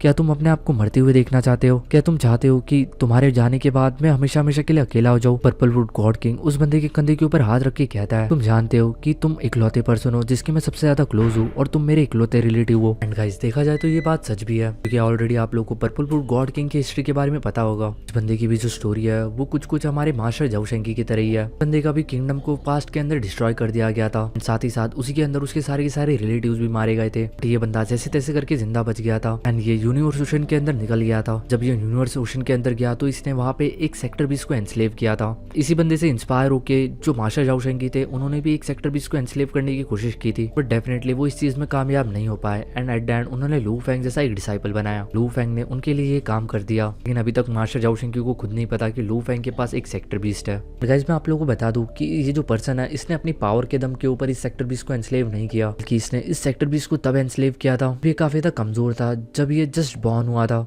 के बाद पर्पल वुड गॉड किंग ने इस सेक्टर बीस्ट को काफी ज्यादा सिखाया, की मदद की एंड इसे गाइड किया एंड एट द एंड इसे एक अल्टीमेट क्रिएचर के अंदर ग्रो करवाया। ये जो सेक्टर बीस्ट था ये भले ही पर्पल वुड गॉड किंग को बड़ा भाई कह के पुकारता था, बट उसके लिए ये जो पर्पल वुड गॉड किंग था वो किसी फादर से कम नहीं था। ये सारी बातें सुनने के बाद वो जो सेक्टर बीस्ट होता है वो कहता है बड़े भाई मुझे काफी ज्यादा बेकार सी फीलिंग आ रही है, मैं बहुत ज्यादा बेकार हूँ, मैंने काफी ज्यादा कोशिश की, इवन मुझे अपने मन के अंदर सारी की सारी व्यूरियस प्रोफाउंड मिस्ट्रीज देखने के लिए मिलती है, नेचुरली मेरे माइंड के अंदर अपीयर होती रहती है। मैं जानता हूँ कि मैं ऑलरेडी अल्टीमेट रिलन तक पहुंच चुका हूँ, बट उसके बाद भी मैं चाहे कितनी ज्यादा कोशिश क्यों ना कर लूँ मैं ब्रेक थ्रू नहीं कर पा रहा। पर्पल वुड गॉड किंग कहता है मैं जानता हूँ कि खुद से प्रैक्टिस करना काफी ज्यादा पेनफुल एंड काफी ज्यादा अनकंफर्टेबल हो सकता है, क्योंकि definitely purple would God king इस बंदे को ज्यादा कुछ सिखा भी नहीं सकता था, क्योंकि एट द एंड ये एक सेक्टर बीस्ट था एंड ये अगर कल्टीवेशन करता है तो इसे खुद का कल्टीवेशन खुद ही करना पड़ेगा। जैसे कि आप लोगों को पता है कि सेक्टर बीस्ट को कल्टीवेशन करने की भी कोई नीड नहीं होती, वो ऑलरेडी बॉर्न ही होते हैं कि वो एक अल्टीमेट लाइफ फॉर्म बने, क्योंकि ये जो सेक्टर बीस्ट है ये ऑलरेडी एक अल्टीमेट लाइफ फॉर्म बन चुका है, तो इसके आगे जाने के लिए इसकी काफी ज्यादा दिक्कतें आ रही है। इवन थॉट अभी इस सेक्टर बीस्ट ने चीजों को कॉम्प्रहेंड करना भी स्टार्ट कर लिया है, जो कि मोरुशा नहीं करता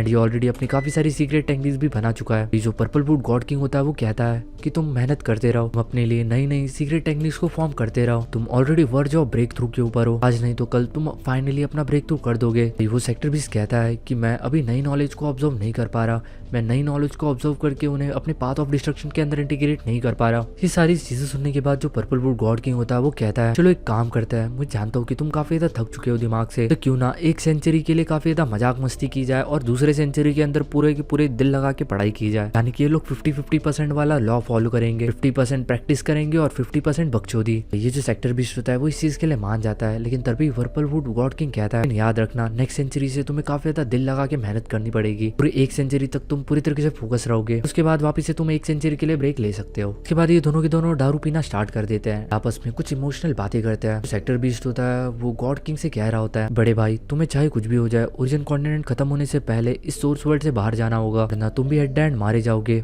वो जो पर्पल वुड गॉड किंग होता है वो कहता है मेरे पास बस तुम ही इकलौते पर्सन बचे हो जिसकी मैं केयर करता हूँ, एंड अगर मैं तुम्हें प्रोटेक्ट नहीं कर पाया, अगर मैं तुम्हें अपने साथ नहीं लेके जा पाया, मैं और ज्यादा कल्टीवेट करके क्या ही करूंगा, मेरे अंदर और ज्यादा जीने की फिर कोई इच्छा भी नहीं है। ये चीज सुन के वो जो सेक्टर बीस्ट होता है वो थोड़ा सा इमोशनल हो जाता है एंड वो कहता है नहीं नहीं, आपको चाहे कुछ भी हो जाए आपको यहाँ से जाना होगा। वही पर्पल मून गॉड किंग कहता है ठीक है, इन सब चीजों के बारे में हम बाद में बात करेंगे। के बाद वो जो सेक्टर बीस्ट था भले ही दारू पी रहा था एंड ये दारू काफी ज्यादा टेस्टी थी, लेकिन उसे इस दारू के अंदर कोई भी टेस्ट फील नहीं हो रहा था, बिकॉज उसे पर्पल वुड गॉड किंग की काफी ज्यादा फिक्र हो रही थी। दूसरी तरफ अगर पर्पल वुड गॉड किंग को देखा जाए तो वो ऑलरेडी अपना बदला ले चुका था। बदला लेने के बाद अभी इस पूरी की पूरी दुनिया के लिए उसकी जो चाहत थी वो काफी ज्यादा कम हो चुकी थी। कोई भी इंटरेस्ट नहीं था इस दुनिया के ऊपर राज करने के लिए या फिर आगे और कल्टीवेशन करने के लिए। ये चीज वो सेक्टर 20 भी काफी अच्छी तरीके से जानता था कि अगर उसे कुछ हो गया, यानी कि अगर वो मर गया तो उसका ये जो बड़ा भाई है शायद ये भी जी ना पाए। ऑलरेडी इसके अंदर जीने की इतना ज्यादा चाहत नहीं बची है इस ओरिजिन कॉन्टिनेंट के अंदर। एंड इन्हीं सब चीजों के बारे में सोच के ये जो बंदा था, ये जो सेक्टर 20 था, और ज्यादा मोटिवेट हो जाता है। भाई दूसरी तरफ हम लोगों को वो पर्पल वुड गॉड किंग देखने के लिए मिलता है जो कि मन ही मन बड़बड़ा रहा था। अभी तक हम इसे जितना था शरीफ समझ रहे थे, ये एक्चुअल में उतना था शरीफ भी नहीं था। यानी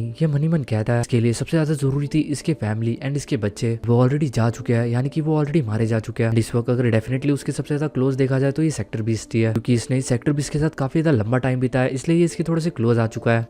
बट एट द एंड इस सेक्टर 20 को भी कल्टीवेट करने के पीछे इसी का थोड़ा सा स्वार्थ छुपा हुआ है। ज्यादा पावरफुल ये सेक्टर 20 होगा उतना ही ज्यादा ये फ्यूचर के अंदर अपने आप को और ज्यादा पावरफुल कर पाएगा और अपने पाथ ऑफ कल्टीवेशन को आगे बढ़ा पाएगा। अगर दूसरी तरफ देखा जाए तो ये ज्यादा कुछ गलत भी नहीं कर रहा, ये जो भी कर रहा है वो सेक्टर 20 के लिए ही कर रहा है, क्योंकि आफ्टर ऑल वो सेक्टर 20 जितना ज्यादा पावरफुल होगा उतना ही ज्यादा उसके लिए भी अच्छा होगा। वो जो उसका फेथ है कि इस सोर्स वर्ल्ड के एंड होने के साथ वो भी खत्म हो जाएगा, वो अपने इस फेथ को चेंज कर पाएगा। इसके अलावा ये जो बंदा था यानी कि पर्पल वुड गॉड किंग, एक बार इसने युआन के साथ भी बात की थी, तब युआन ने उसे बताया था कि अगर एक बार तुम इस केज से बाहर निकल गए, तुम इस केज से बाहर निकल के ओरिजिन कॉन्टिनेंट के मास्टर बन गए, पूरी की पूरे सोर्स वर्ल्ड के मास्टर बन गए के बाद तुम इस सोर्स वर्ल्ड के अंदर किसी भी सोल को वापस से रिकरेट कर सकते हो इस एंड टाइम के रिवर के अंदर पीछे जाके। उसी मोमेंट से ये जो पर्पल वुड गॉड किंग था इसके अंदर एंडलेस डिजायर था कल्टीवेशन का, ये इसलिए इस सेक्टर 20 को और ज्यादा पावरफुल बनाना चाहता था कि कुछ भी करके ये इस सोर्स वर्ल्ड के बाहर जा पाए। अगर एक बार ये पावरफुल बन के अपना कल्टीवेशन आगे बढ़ा के इस सोर्स वर्ल्ड को ब्रेक थ्रू करके बाहर जाता है तो वो मे भी अपनी फैमिली को वापस से रिकरेट कर सकता है। गाइस आप में से किसी ने मेरे से एक चीज पूछी थी, क्या लू फैंग मास्टर झाओ शेंकी के लोगों को यानी कि उसके फैमिली को वापस से रिकरेट कर सकता है क्या? तब मैंने इस चीज के बारे में कुछ ज्यादा क्लियर आंसर नहीं दिया था, लेकिन अभी मैं दे सकता हूँ। जो लू फैंग था वो ओरिजिनल यूनिवर्स का मास्टर बन चुका था, इसलिए ओरिजिनल यूनिवर्स के अंदर जितनी भी सोल्स थी फिर जितनी भी चीजें हो सकती थी उन सारी चीजों को लू फैंग मॉनिटर करता था। वो अपने हिसाब से लाइफ एंड डेथ को मॉनिटर कर सकता था वहाँ के लोगों के, यानी कि अगर ओरिजिनल यूनिवर्स के अंदर कोई भी मरता है तो लू फैंग डेफिनेटली टाइम के अंदर पीछे जाके उस बंदे को जिंदा कर सकता है। बट ओरिजिन कॉन्टिनेंट ये अपने आप में एक अलग सोर्स वर्ल्ड है। अगर लू फैंग यहाँ पे किसी को जिंदा करना चाहता है, सबसे पहले लू फैंग को इस ओरिजिनल यूनिवर्स वर्ल्ड का मास्टर बनना पड़ेगा। जब वो इस ओरिजिन कॉन्टिनेंट का मास्टर बन जाएगा, डेफिनेटली इस ओरिजिन कॉन्टिनेंट के अंदर जितनी भी सोल्स है वो उन्हें टाइम के अंदर पीछे जाके रिकरेट कर सकता है। वही हम लोग को यांग पे एशियन नेशन देखने के लिए मिलता है। इसके अंदर एम्परर फू,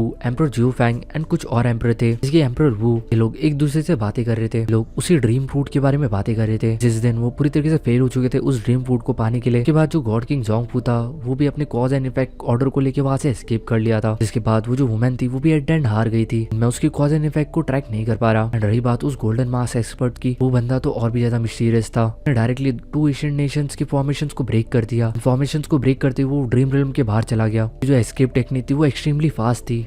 जो डीवू होता है वो डीवू से पूछता है, मैंने ऑलरेडी तुम्हें वो सारी के सारी सीन्स भेजे थे फाइट के, क्या तुम उन तीनों में से किसी की आइडेंटिटी को पहचान पाए अभी तक? जो डीवू होता है वो कहता है कि वो जो औरत है वो में भी एम्प्रेस हो सकती है विंड कैपिटल की। जो गाइस विंड कैपिटल है वो ईस्टर्न एक्सट्रीम डोमेन के अंदर आता है। जो ईस्टर्न एक्सट्रीम डोमेन्स है इन लोगों के बारे में हम लोगों को ज्यादा तो नहीं बताया गया, लेकिन जितना बताया गया उसके हिसाब से इन लोगों की जो पावर्स है वो उन दो एशियन कंट्रीज से कम नहीं है। एंड बात आती है उस गोल्डन मास्क वाले बंदे की। इस बंदे की आइडेंटिटी को शायद से जो एम्परर डीफू था वो समझ चुका था। ये जो बंदा है जो कि अपने आप को लू फैंग बता रहा है तो और कोई नहीं, ये लू ही है। फिलहाल के लिए जो एम्परर डीफू होता है लू फैंग की आइडेंटिटी को रिवील नहीं करते। वो डीफू एंड बाकी लोगों को लू फैंग के बारे में कुछ भी नहीं बताते, बस इतना बता देते हैं मैं भी वो सेकंड लेवल का गॉड किंग लेवल का वॉरियर है जो कि ऑलरेडी अल्टीमेट रिलम तक पहुंच चुका है। उसकी जो फिजिकल बॉडी है वो काफी ज्यादा स्ट्रॉन्ग है एंड उसकी जो मेंटल विल है वो ऑलरेडी गॉड किंग लेवल को सरपास कर चुकी है। वही जो डी जू फैंग और डीवू होते हैं वो थोड़े से सीक्रेटली शॉक होता है कि ये जो बंदा है क्या ये कोई नया बंदा है जो कि अल्टीमेट रिलम के अंदर आया है। वही जो डीफू होता है वो कहता है इस बंदे की जो सोल है वो ऑलरेडी अल्टीमेट रिलम को सरपास कर चुकी है एंड इसकी जो बॉडी है वो अल्टीमेट रिलम जितनी पावरफुल है, लेकिन ये खुद अभी तक अल्टीमेट रिलम के ऊपर नहीं पहुंचा, यानी कि ये सेकंड लेवल के ऊपर ही है। तो अभी तक जिस नजरिए से हम इस बंदे को देख रहे थे हमें उसी नजरिए से देखना चाहिए। एंड एम्परर फू इस बंदे के बारे में और ज्यादा कुछ नहीं बताता। कुछ टाइम के बाद डी जू फैंग एंड डी वू ये दोनों के दोनों यहाँ से निकल जाते हैं। उन दोनों के जाने के बाद जो डी वू होता है वो सीक्रेटली स्माइल करता है एंड मनी मन काफी ज्यादा सेटिस्फाई होता है कि 5 काफी ज्यादा पावरफुल पावर हाउसेस आपस में कम्पीट किए उस 1000 ड्रीम फ्रूट के लिए। वो जो पर्पल ड्रॉप वाली वुमेन थी वो भी काफी ज्यादा पावरफुल थी। एट द एंड स्टिल तुमने इन सभी लोगों के साथ डील कर लिया एंड एट द एंड तुम जीत गए। मैं जितना सोचा था तुम उससे ज्यादा पावरफुल निकले। डी किंग था वो हमेशा मुझे निचली नजरों से देखता था। उसने बहुत पहले ही अपने एक क्लोन को ओरिजिन कॉन्टिनेंट के बाहर भेज दिया था हर घूमने के लिए। रही बात लॉर्ड ऑफ ऑल रिलम की, उस बंदे को मैं ज्यादा पसंद नहीं करता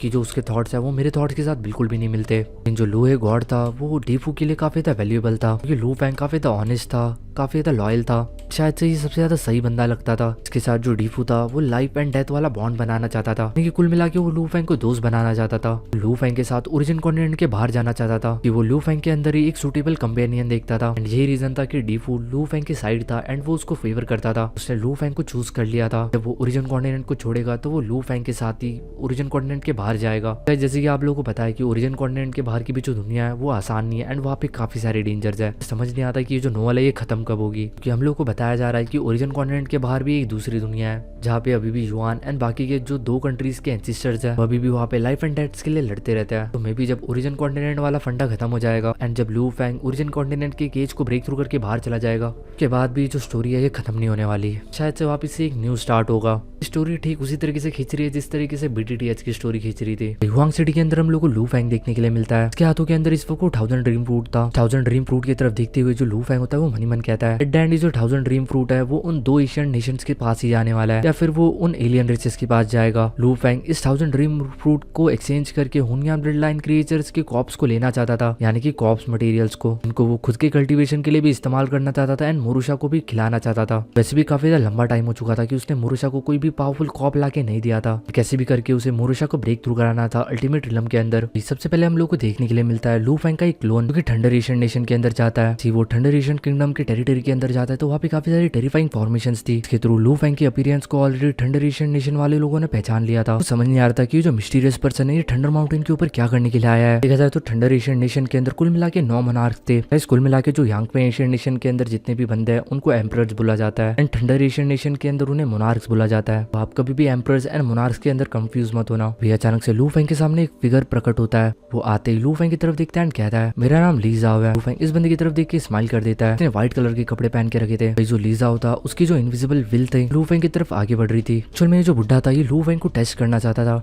एंड जब वो लू फैंग की विल के करीब जाता है यानी कि उसके विल के थ्रू वो लू फैंग को इंस्पेक्ट करने की कोशिश करता है उसे काफी ज्यादा टेरिफाइंग प्रेशर फील होता है। लू फैंग की विल थी वो लिटरली काफी ज्यादा हैवी थी। वो समझ जाता है कि जो लू फैंग की स्पिरिचुअल विल है वो ऑलरेडी गॉड किंग लेवल को सरपास कर चुकी है। बाद वो जो बुढ़ा होता है वो लू फैंग की तरफ देखते हुए कहता है इंप्रेसिव, तुम काफी ज्यादा इंप्रेसिव हो। जो लू फैंग होता है वो भी इनकी तारीफ करते हुए कहता है पूरी के पूरे ओरिजिन कॉन्टिनेंट के अंदर थंडर एशियन के अंदर जो हुनियान ब्लड लाइन को कल्टीवेट किया जाता है वो ऑलरेडी काफी ज्यादा एक्स्ट्राऑर्डिनरी माना जाता है। वही वो जो बुढ़ा होता है वो भी हंसने लग जाता है क्योंकि वो काफी तरीके से जानता था कि पूरी के पूरे ओरिजिन कॉन्टिनेंट के अंदर काफी ज्यादा कम ही ऐसे लोग हैं जिनकी जो स्पिरिचुअल विल है वो ऑलरेडी गॉड किंग लेवल को सरपास कर चुकी है। चाहे तुम एम्परर्स की बात करो या फिर मोनार्क्स की। रही बात मोनार्क्स की, भले ही वो काफी ज्यादा पावरफुल क्यों ना हो किसी भी एम्परर के कंपैरिजन के अंदर, स्टिल क्योंकि उनकी जो विल है वो इतनी ज्यादा पावरफुल नहीं होती तो वो हुनियान ब्लड लाइन को कल्टीवेट करने के कारण काफी दफा पागल हो जाते हैं। एंड अगर एक बार लू फैंग इन लोगों को सच्ची में मारना चाहे, अगर एक बार लू फैंग ने अपनी स्पिरिचुअल विल की मदद से इन लोगों के ऊपर अटैक किया तो शायद ये अपनी जान को बचा पाए, फिर चाहे वो कितनी ज्यादा पावरफुल क्यों ना हो। इसी के बाद जो लू फैंग होता है वो कहता है लॉर्ड ली जाओ, बाय लक मुझे ड्रीम रिलम के अंदर ये 1000 ड्रीम फ्रूट मिला था, मैं इसे आपके साथ ट्रेड करना चाहूंगा। मैं इसके बदले में कुछ हुनियान ब्लड लाइन क्रिएचर्स के कॉप्स चाहता हूँ, यानी कि कुछ कॉप्स के रिमेन। जितने ज्यादा रिमेन होंगे उतना ही ज्यादा अच्छा होगा, लेकिन एक चीज होनी चाहिए कि वो सारे के सारे जो रिमेन्स है वो डिफरेंट अल्टीमेट रिलम के हुनियान ब्लड लाइन क्रिएचर से होने चाहिए। यानी कि लू फैंग को किसी भी एक क्रिएचर की डेड बॉडी नहीं चाहिए थी, उसे अलग अलग क्रिएचर के मल्टीपल पार्ट चाहिए थे। ये चीज सुनने के बाद वो जो बुढ़ा होता है वो कहता है रिमेन्स का क्या करने वाले हो तुम, अगर इन रिमेन्स को इनके अंदर से ब्लड लाइन को एक्सट्रैक्ट करने की कोशिश भी करते हो, एंसेस्टर्स के लिए भी ये चीज काफी ज्यादा मुश्किल है। फैंग कहता है मुझे इस चीज के बारे में पता है, इसलिए मुझे बस छोटे से अमाउंट के अंदर ये सारी की सारी कॉप्स मटेरियल चाहिए। मैं यहाँ पर एंशिएंट कंट्री और 3 मेजर एलायन रेसेस से भी कांटेक्ट किया है। कुल मिला के आप सब में से जो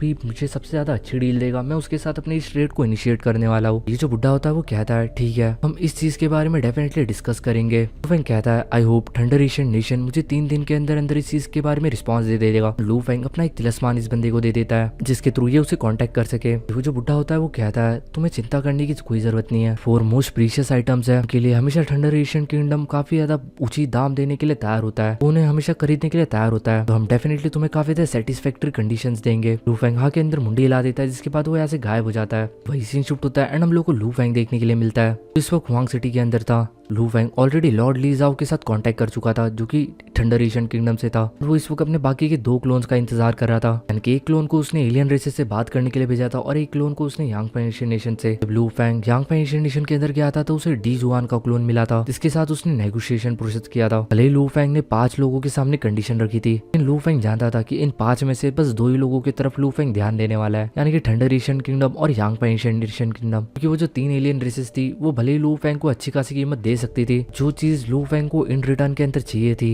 यानी कि कॉप्स मटेरियल, भी सेकंड लेवल के गॉड किंग लेवल के क्रिएचर्स के, ये उन 3 एलियन रेसेस से मिलना काफी ज्यादा मुश्किल था। जो सेकंड लेवल के हुनियान ब्लड लाइन क्रिएचर्स है ओरिजिन कॉन्टिनेंट के बाहर से ओरिजिन कॉन्टिनेंट के अंदर वापस से टेलीपोर्ट करके लाना काफी ज्यादा कॉस्टली हो जाता है। तो डेफिनेटली अगर वो ऐसा करते भी है तो डेफिनेटली लू फेंग को वो कीमत प्रोवाइड नहीं कर पाएंगे जो कीमत वो 2 एशियन नेशन उसे प्रोवाइड कर सकती है, क्योंकि जनरली वो जो 2 एशियन नेशंस होंगी वो लू फेंग को वही सारी कॉप्स मटेरियल्स देंगी जो कि ओरिजिन कॉन्टिनेंट के अंदर ब्रीड किए गए हैं। सीन शिफ्ट होता है, हम लोग को थंडर एशियन नेशन देखने के लिए मिलता है जिसके अंदर हम लोगों को कम से कम 7 से 8 मोनार्क्स देखने के लिए मिल सकते थे जो कि आपस में इस मैटर के बारे में डिस्कस कर रहे थे। उन्हीं में से एक कहता है कि ये जो 1000 ड्रीम रूट है की कीमत 3 बिलियन मेरिट पॉइंट से ज्यादा एक्सीड नहीं करती, तो हमें इस चीज के बारे में एंसेस्टर को रिपोर्ट करने की कोई जरूरत नहीं है एंड हम डेफिनेटली इस चीज के बारे में आपस के अंदर डिस्कस कर सकते हैं। कुल मिला के जो एंसेस्टर्स है वो उन्हीं सारे ट्रेजर्स के ऊपर ज्यादा ध्यान देते हैं जिनकी कीमत ऑलरेडी 10 बिलियन मेरिट से ज्यादा हो चुकी हो, लेकिन नीचे के ट्रेजर्स वो ये मोनार्क्स आपस में डिसाइड करके लेन देन कर सकते हैं। एंड रही बात इन मोनार्क्स की, तो ये जो मोनार्क्स थे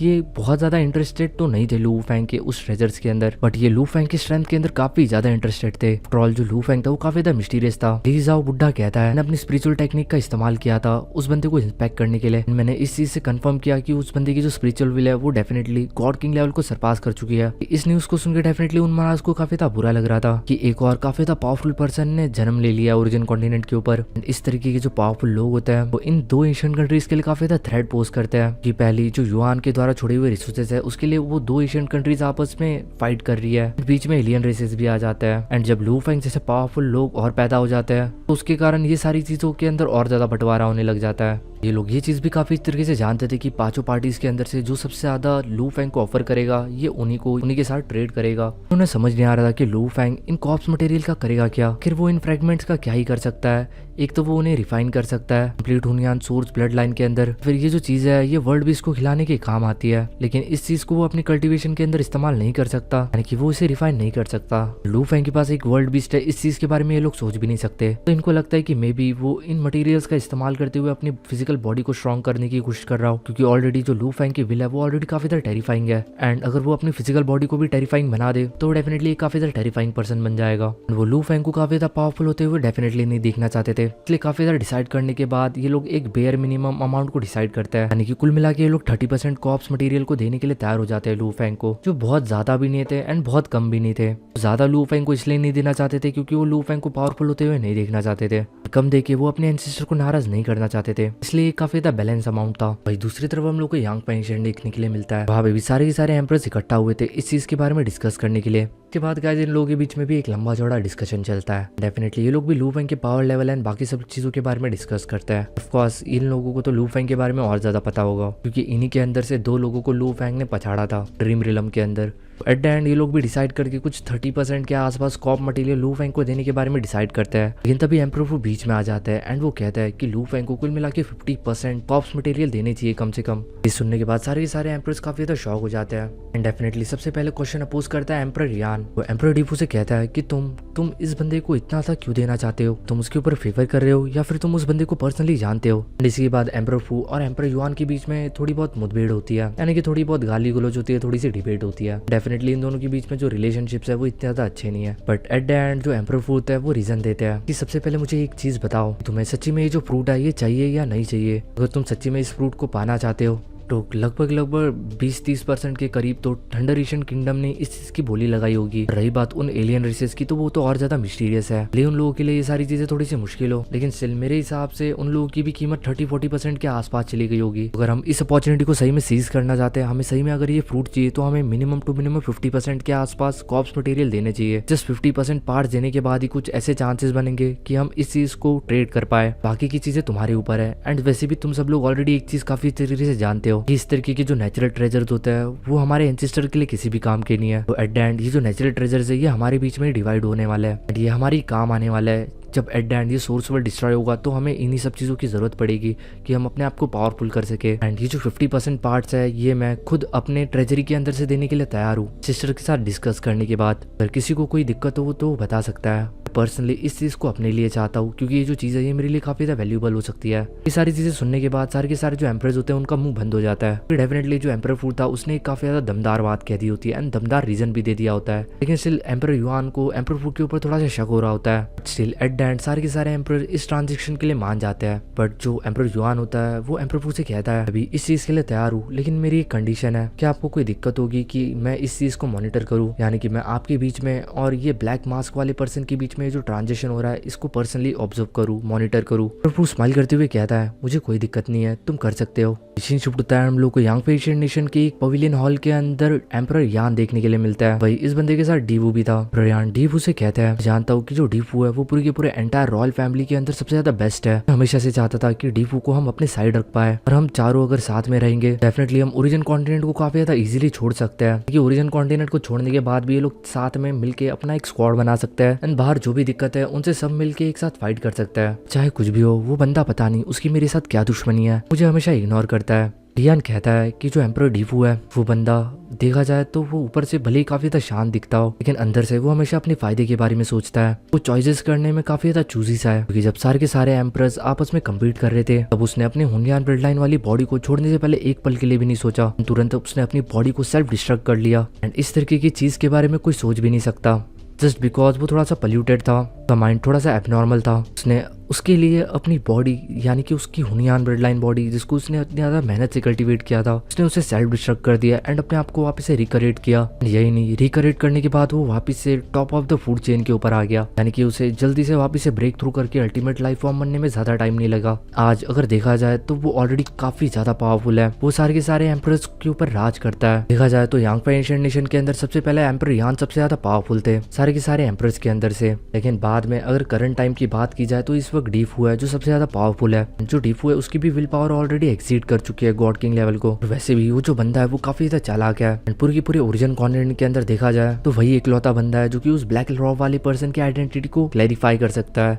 क्या पता वो ऑलरेडी उस ब्लैक रॉब वाले मिस्टीरियस पर्सन की आइडेंटिटी को डिड्यूस कर चुका हो, लेकिन वो इसको अपने फायदे के लिए इस्तेमाल करना चाहता हो, पता नहीं क्यों। लेकिन मेरे अंदर काफी ज्यादा स्ट्रॉन्ग सेंस ऑफ फीलिंग है जो डीफू है वो उस ब्लैक रॉब वाले पर्सन को जानता है, उनके बीच में कोई ना कोई कनेक्शन जरूर है। यही रीजन है कि मैं उनके ट्रांजेक्शन को ऑब्जर्व करना चाहता हूँ। इसी भी जो सोर्स वर्ल्ड का डिस्ट्रक्शन वाला टाइम है वो काफी ज्यादा नजदीक आता जा रहा है, हमें अभी हर छोटी मोटी चीजों के ऊपर नजर रखनी पड़ेगी। वही सीन शिफ्ट होता है हम लोगों को लू फैंग देखने के लिए मिलता है जिसके पास ऑलरेडी कोटा आ चुका था सारी जगहों से। लू फैंग काफी ज्यादा शौक था कि यांग एशियन नेशन एक्चुअल में उसको 50% देने के लिए तैयार है, जो कि लिटरली काफी ज्यादा था। समझ नहीं आ रहा था कि ये जो यांग एशियन नेशन है वो उसके ऊपर इतना ज्यादा रहमदिली क्यों बरता रहा है, या फिर एक्चुअल में वो उससे ज्यादा क्या है। चाहे कुछ भी हो, इसके अंदर लू फैंग का ही फायदा था। जो लू फैंग होता है वो तुरंत यांग एशियन नेशन को मैसेज भेज देता है कि तुम्हारी जो कंडीशंस है वो स्लाइटली बेटर है उन 3 मेजर अलायंस रेसेस से, तुम्हारे साथ ड्रीम फ्रूट का ट्रेड करने के लिए तैयार हूँ। उसके बाद ये लोग एक लोकेशन डिसाइड करते हैं। ये जो लोकेशन थी ये भी यांग एशियन किंगडम के अंदर ही थे, एक स्मॉल स्नोई पीक के ऊपर काफी सारे टावरिंग माउंटेन रेंजेस के ऊपर बना हुआ था। लू फैंग यहाँ पे पूरी की पूरी तैयारी के साथ आया था कि वो नहीं चाहता था कि यांग एशियन नेशन उसके खिलाफ कोई शतरंज खेले, वो इनके किसी तरीके के ट्रैप के अंदर फंस जाए। इस वक्त ये जो लू फैंग की बॉडी थी ये उसकी वर्ल्ड लाइफ फॉर्म का कुल मिला के 50% एनर्जी रिजर्व कैरी कर रही थी। कुछ टाइम के अंदर वहाँ पे एम्पर फू और एम्पर यान भी आ जाता है। एम्पर फू लू फैंग को देखते तो काफी ज्यादा शॉक हो जाता है, वो मनी मन सोचता है ये बंदा मैं इसके आर पार नहीं देख पा रहा, क्या यही इस पर्सन की ट्रू पावर है, ये अभी तक के अपने सबसे ज्यादा पावरफुल फॉर्म के अंदर है। चल में देखा जाए तो जो एम्पर फू थे उसके पास काफी ज्यादा अलग तरीके की टेक्निक्स थी जिसकी मदद से वो कहीं से भी निकलता था तो तुरंत उस जगह की सारी इन्फॉर्मेशन उस बंदे के दिमाग के अंदर आ जाती थी। लेकिन लू फैंग के बारे में कोई भी इन्फॉर्मेशन उसके दिमाग के अंदर नहीं आ रही थी। लू फैंग ने अपने और को भी काफी तरीके से कंसील करके रखा हुआ था। अगर in terms of life intensity की बात की जाए तो उन 12 एम्परर्स के अंदर से बस एम्परर मिंग है जो कि इस वक्त इस बंदे के कंपैरिजन के अंदर देखे जा सकता है। ऑफ कोर्स इसके अंदर एम्परर क्विंग को भी कंपेयर नहीं किया जा रहा।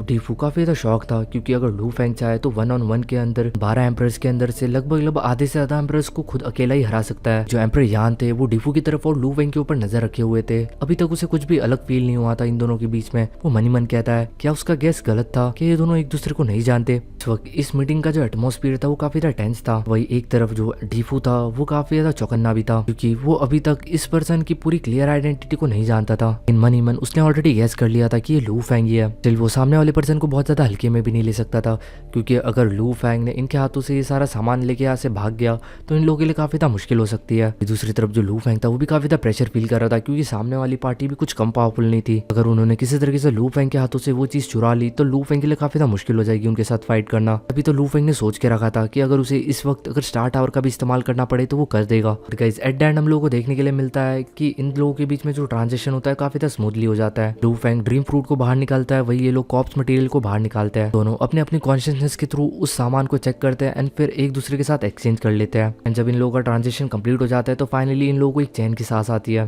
ट्रांजेक्शन कंप्लीट होने के बाद जो एम्परर फू होता है वो लू फेंग से पूछता है क्या मैं आपसे एक क्वेश्चन पूछ सकता हूँ। लू फेंग यहाँ से जा रहा था लेकिन तभी वो पीछे मुड़ता है एंड एम्परर डीफू की तरफ देखता है। एम्परर डीफू लू फेंग से पूछता है ने उन फ्रूट किंगडम के 3 रूलर्स को क्यों मारा। भाई जो लू फेंग होता है वो स्माइल करते हुए कहता है क्या मुझे उनको मारने के लिए कोई रीजन चाहिए। मेरे अंदर दम है उन्हें मारने का तो मैंने उन्हें मार दिया। उसके बाद लू फेंग उनसे कहता है हमारा ये जो ट्रेड है यहीं पे खत्म होता है, फ्यूचर के अंदर भी यही सारे रूल्स होंगे। 5 पार्टीज के अंदर से जो सबसे ज्यादा मुझे ऑफर करेगा मैं उसके साथ ट्रेड करूंगा। जिसके बाद जो लू फेंग होता है वो डायरेक्टली यहाँ से वैनिश हो जाता है। इस वक्त जो एम्परर यान थे वो काफी अच्छी तरीके से लू फेंग और एम्परर फू को नोटिस कर रहे थे। पता नहीं उन्हें कोई भी कनेक्शन फील नहीं हो रहा था इन दोनों के बीच में बिकॉज अभी जो इन्होंने बातें की थी एक दूसरे के साथ वो काफी ज्यादा स्ट्रेंजर्स वाली बातें ही थी। लू फेंग ने भी एम्परर फू के ऊपर ज्यादा ध्यान नहीं दिया था। सीन शुरू होता है हम लोग को हुआंग सिटी देखने के लिए मिलता है। स्टार टावर के अंदर जो लू फेंग था वो क्रॉस लेग करके बैठा हुआ था एंड उसके सामने बड़े बड़े पहाड़ पड़े हुए थे कॉप्स मटेरियल्स के, यानी कि उस हुनियाम रेड लाइन क्रिएचर्स की डेड बॉडीज के, जिनको देख के लू फेंग काफी ज्यादा सेटिस्फाई था।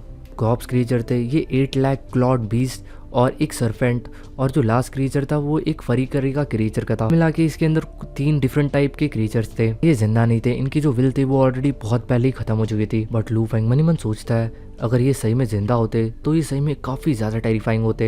ये इवन किसी भी अल्टीमेट लेवल लाइफ फॉर्म से भी ज्यादा पावरफुल होते। उसके बाद जो लू फेंग होता है ये जितना भी सामान होता है इसके अंदर से 1% सामान छाट लेता है एंड उसे साइड में रख देता है एंड बाकी का सामान एक तरफ। एंड ये सारा का सारा जो सामान था ये लू फेंग ने मुरुशा के लिए मंगाया था एंड बचा हुआ 1% उसके कल्टीवेशन के लिए इनफ था। एंड जो लू फेंग होता है वो मुरुशा को अपने स्टार टावर के अंदर समन करता है एंड जैसे ही जो मुरुशा होता है वो स्टार टावर के अंदर आता है एंड वो अपने सामने इतना सारा खाना देखता है तो वो पूरी तरीके से शॉक हो जाता है। हुनियान रेड लाइन क्रीचर्स को देखते हुए मुरुशा के मन के अंदर काफी ज्यादा स्ट्रॉन्ग सेंस ऑफ इनको डिवॉर करने का फील आ रहा था। इस वक्त वो पूरी तरीके से खुशी पागल हो चुका था। वो लू फेंग की तरफ देखता है एंड कहता है मास्टर क्या आपने ये सारी चीजें मेरे लिए प्रिपेयर किया है। लू फेंग हाँ के अंदर मुंडी हिला देता है एंड स्माइल कर देता है। ये चीज सुनने के बाद जो मुरुशा था वो और भी ज्यादा एक्साइटेड हो जाता है एंड वो कहता है मास्टर आप बहुत ज्यादा अच्छे हो मास्टर, ये अभी तक का सबसे बेस्ट खाना है एंड डेफिनेटली इस खाने को खाने के साथ ही मैं अल्टीमेट रिलम तक पहुंच जाऊंगा। Master thank you so much master, मैं फाइनली अल्टीमेट रिलम तक पहुंच जाऊंगा।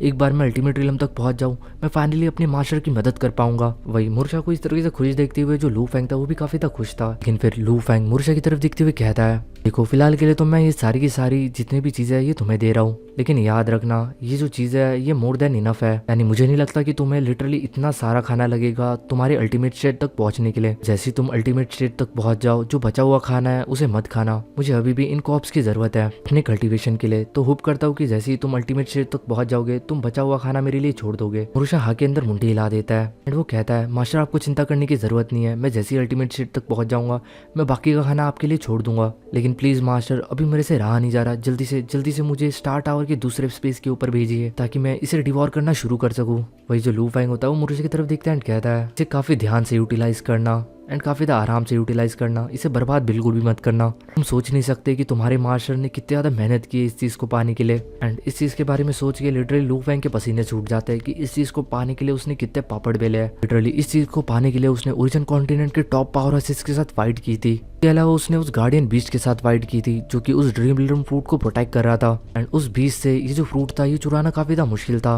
एट द एंड उसने पूरे के पूरे ओरिजिन कॉन्टिनेंट के टॉप 5 पावर हाउसेस के साथ ट्रेड किया। डेफिनेटली ये सारी चीजें काफी ज्यादा मुश्किल थी तो प्लीज़ इनका जो इस्तेमाल है वो काफ़ी ज़्यादा ध्यान से करना। मुरशाह के अंदर मुंडी हिला देता है, जिसके बाद वो स्टार टावर के एक दूसरी स्पेस के अंदर चला जाता है। भाई मुरशा के जाने के बाद जो लू फैंग होता है उसका मुंह लटक जाता है एंड वो अपने आप से कहता है लिटरली एक सेक्टर बीस्ट को कल्टीवेट करना कितना ही ज़्यादा मुश्किल है। शायद अगर आज मैं इतना ज़्यादा पावरफुल नहीं होता तो इस तरीके के सेक्टर बीस्ट को कल्टीवेट करना मुश्किल ही नहीं नामुमकिन होता, क्योंकि लू फैंग पावरफुल था इसलिए वो इस तरीके के सेक्टर बीस्ट को इतना ज़्यादा प्रीशियस खाना दे पा रहा था। वरना कोई अगर ऑर्डिनरी पर्सन होता तो उसके लिए एक सेक्टर बीस्ट को अफोर्ड कर पाना ये लिटरली पागलपन था। But still at the end जो लू फैंग था वो अपने आप से सेटिस्फाई था कि जैसे तैसे करके ही सही उसने आखिरकार इस सेक्टर बीस्ट को एक अल्टीमेट स्टेट लेवल तक का खाना प्रोवाइड कर दिया। शायद से जब वो अल्टीमेट स्टेट के ऊपर पहुंच जाएगा तो फाइनली वो उसकी छोटे मोटे मैटर्स के अंदर मदद ले पाएगा।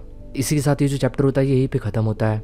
एंड मुझे माफ़ करना कि बीच के अंदर मैंने शायद से एक चैप्टर स्किप कर दिया। इसके अंदर जो लू फैंग था उसने उस गार्डियन बीस्ट के साथ फाइट की थी जो कि ड्रीम रिलम फ्रूट को बचा रहा था। सही बता रहा हूँ, ये जो चीज़ थी ये मैंने इंटेंशनली नहीं की, लेकिन वो चैप्टर गलती से स्किप हो गया। ये जो पूरी की पूरी रिकॉर्डिंग है ये ऑलरेडी 1 घंटा 8 मिनट के करीब हो चुकी है। तभी मैं वापस से बीच में से रिकॉर्डिंग को स्टार्ट तो नहीं कर सकता। एंड अगर मैं चाहता तो मैं वापस से उस चैप्टर को एट द एंड स्टार्ट कर सकता था, बट ये शायद से आप लोगों के लिए बोरिंग हो जाएगा कि बीच की चीज़ को एट द एंड वापस से रिपीट में देखना।